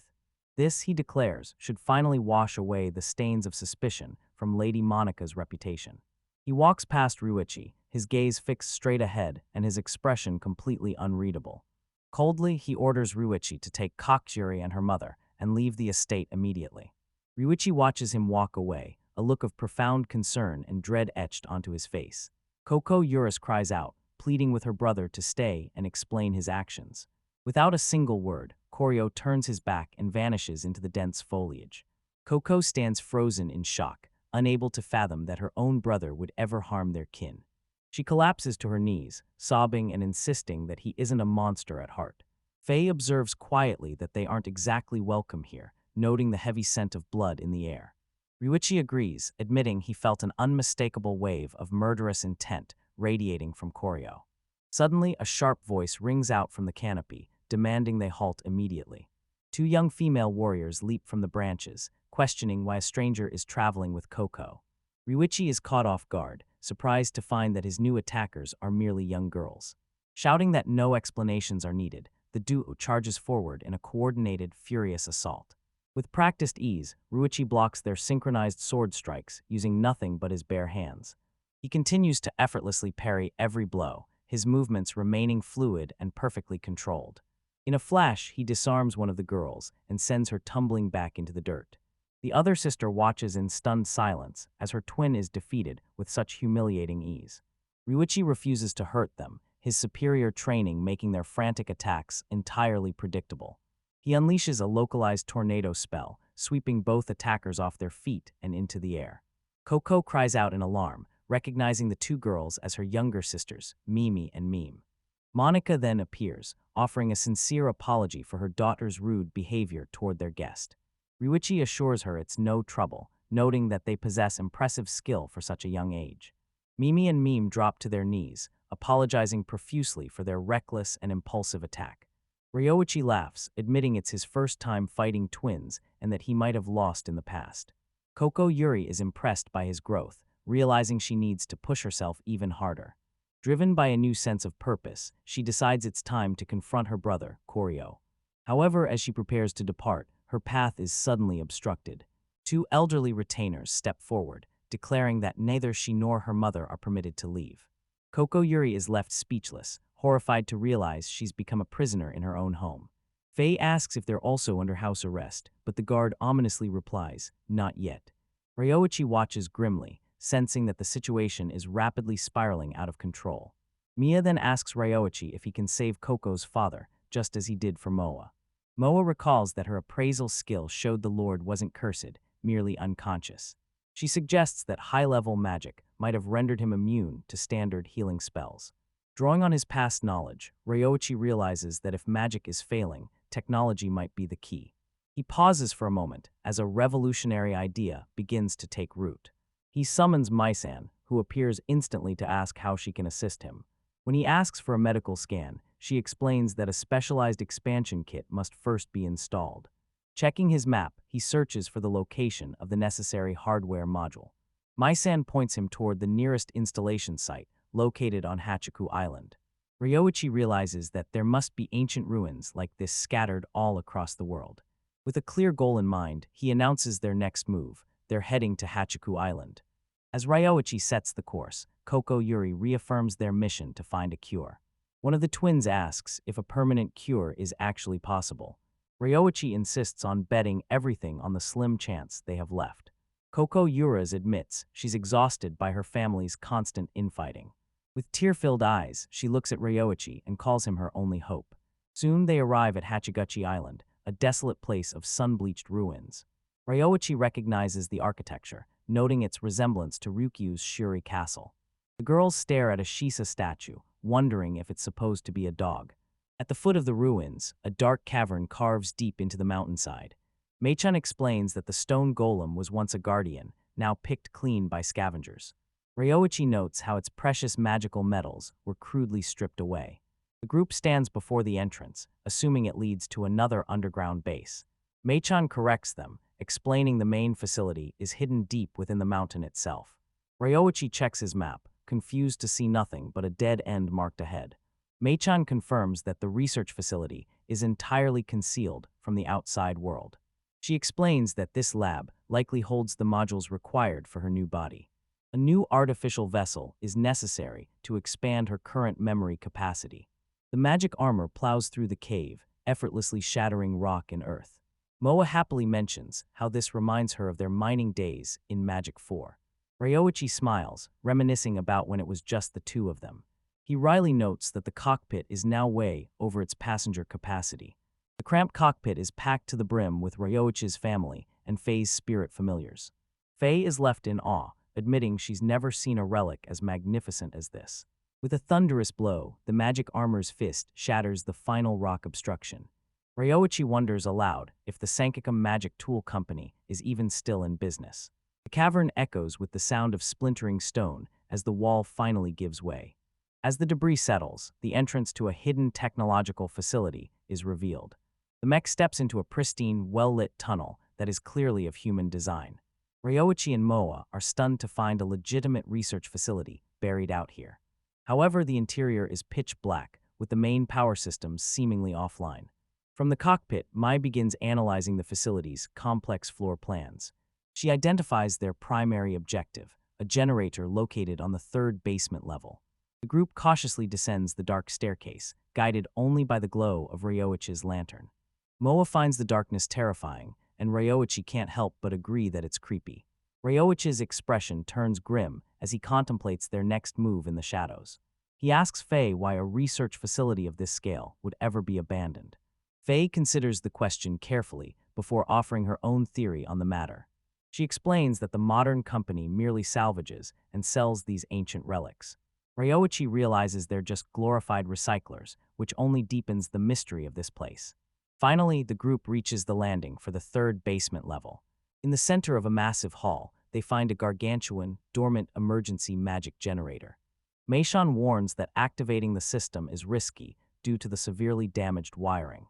Ryoichi tells her to leave it to him, as mechanical repairs are his specialty. He promptly summons a generator and a toolkit from his item box.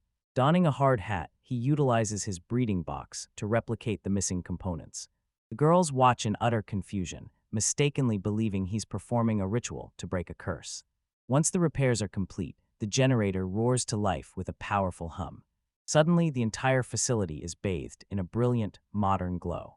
With the power finally restored, Ryoichi announces they can proceed to the fourth floor. He discovers that the storage room is cryogenically preserved, keeping its contents in pristine condition. They enter a massive warehouse filled with rows of perfectly maintained containers.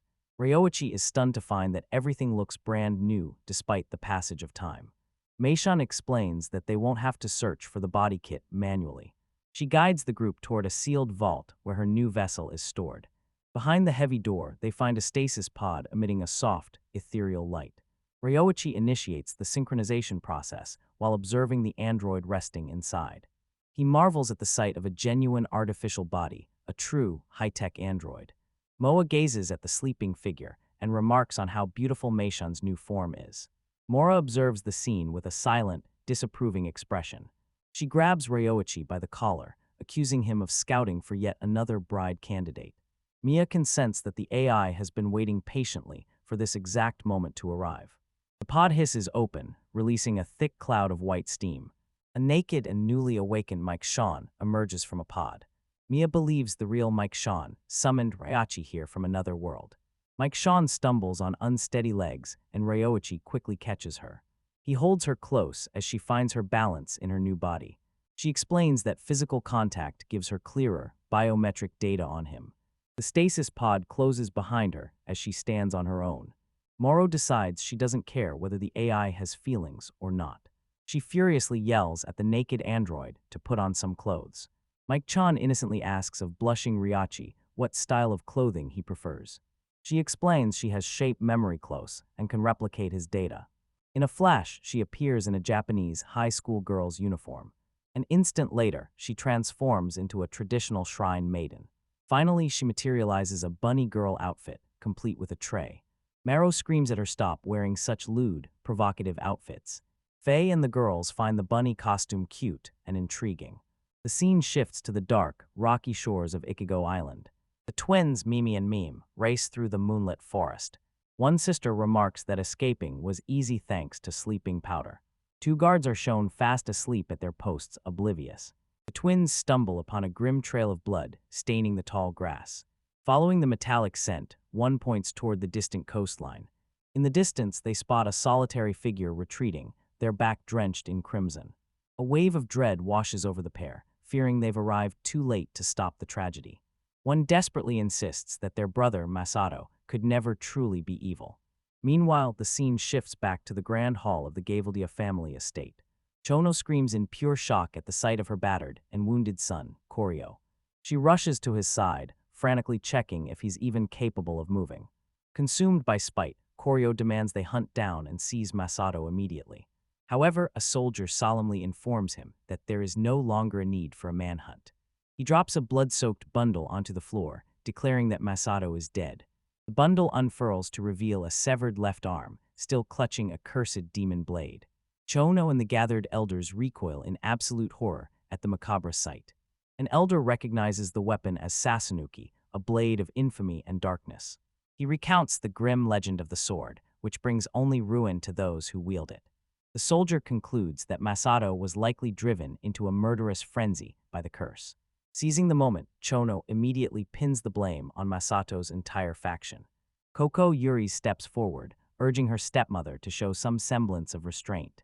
Chono begrudgingly acknowledges that Monica, Koko's mother, still possesses many allies. She then turns to her son, Curio, asking for his judgment on how they should proceed. Koko Urus resolves to have her mother and sisters exiled from the Gaveldia family name. While no one is watching, her younger twin sisters expertly scale a sheer cliffside. Under the moonlight, she wonders if Corio's ambition is truly born out of a desire to protect. The tense silence is suddenly shattered as Lord Toshiyuki cries out in sharp agony. He is seized by a violent coughing fit, his frail body racked with intense pain.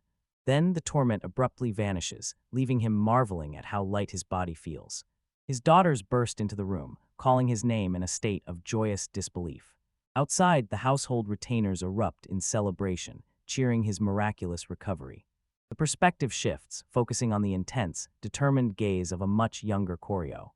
In a flashback, the young boy prepares to unleash a secret Kirin Ryu sword technique. A young Koko Urus discovers his prized research book lying shattered on the ground.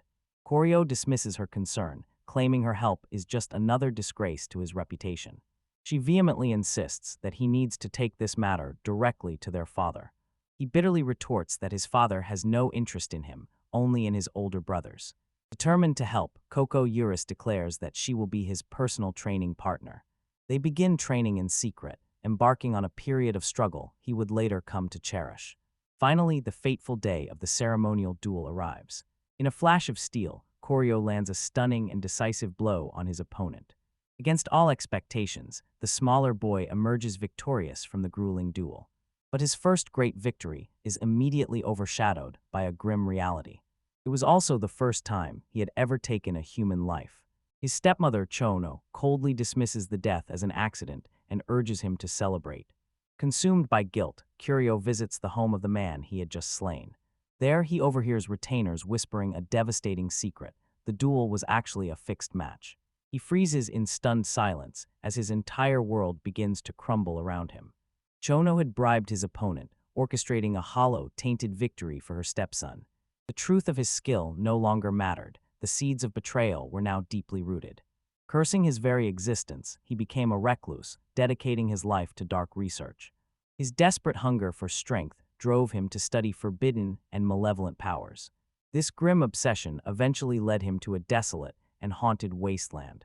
Atop the Hill of the Dead, he encountered an overwhelmingly powerful demonic entity. Beaten to the brink of death, he was offered not a final blow, but a sinister pact. Shifting back to the present, a bloodied Ryuchi snarls that Curio has finally crossed the line. He rises to protect Koko Urus, declaring that he is Curio's true opponent now.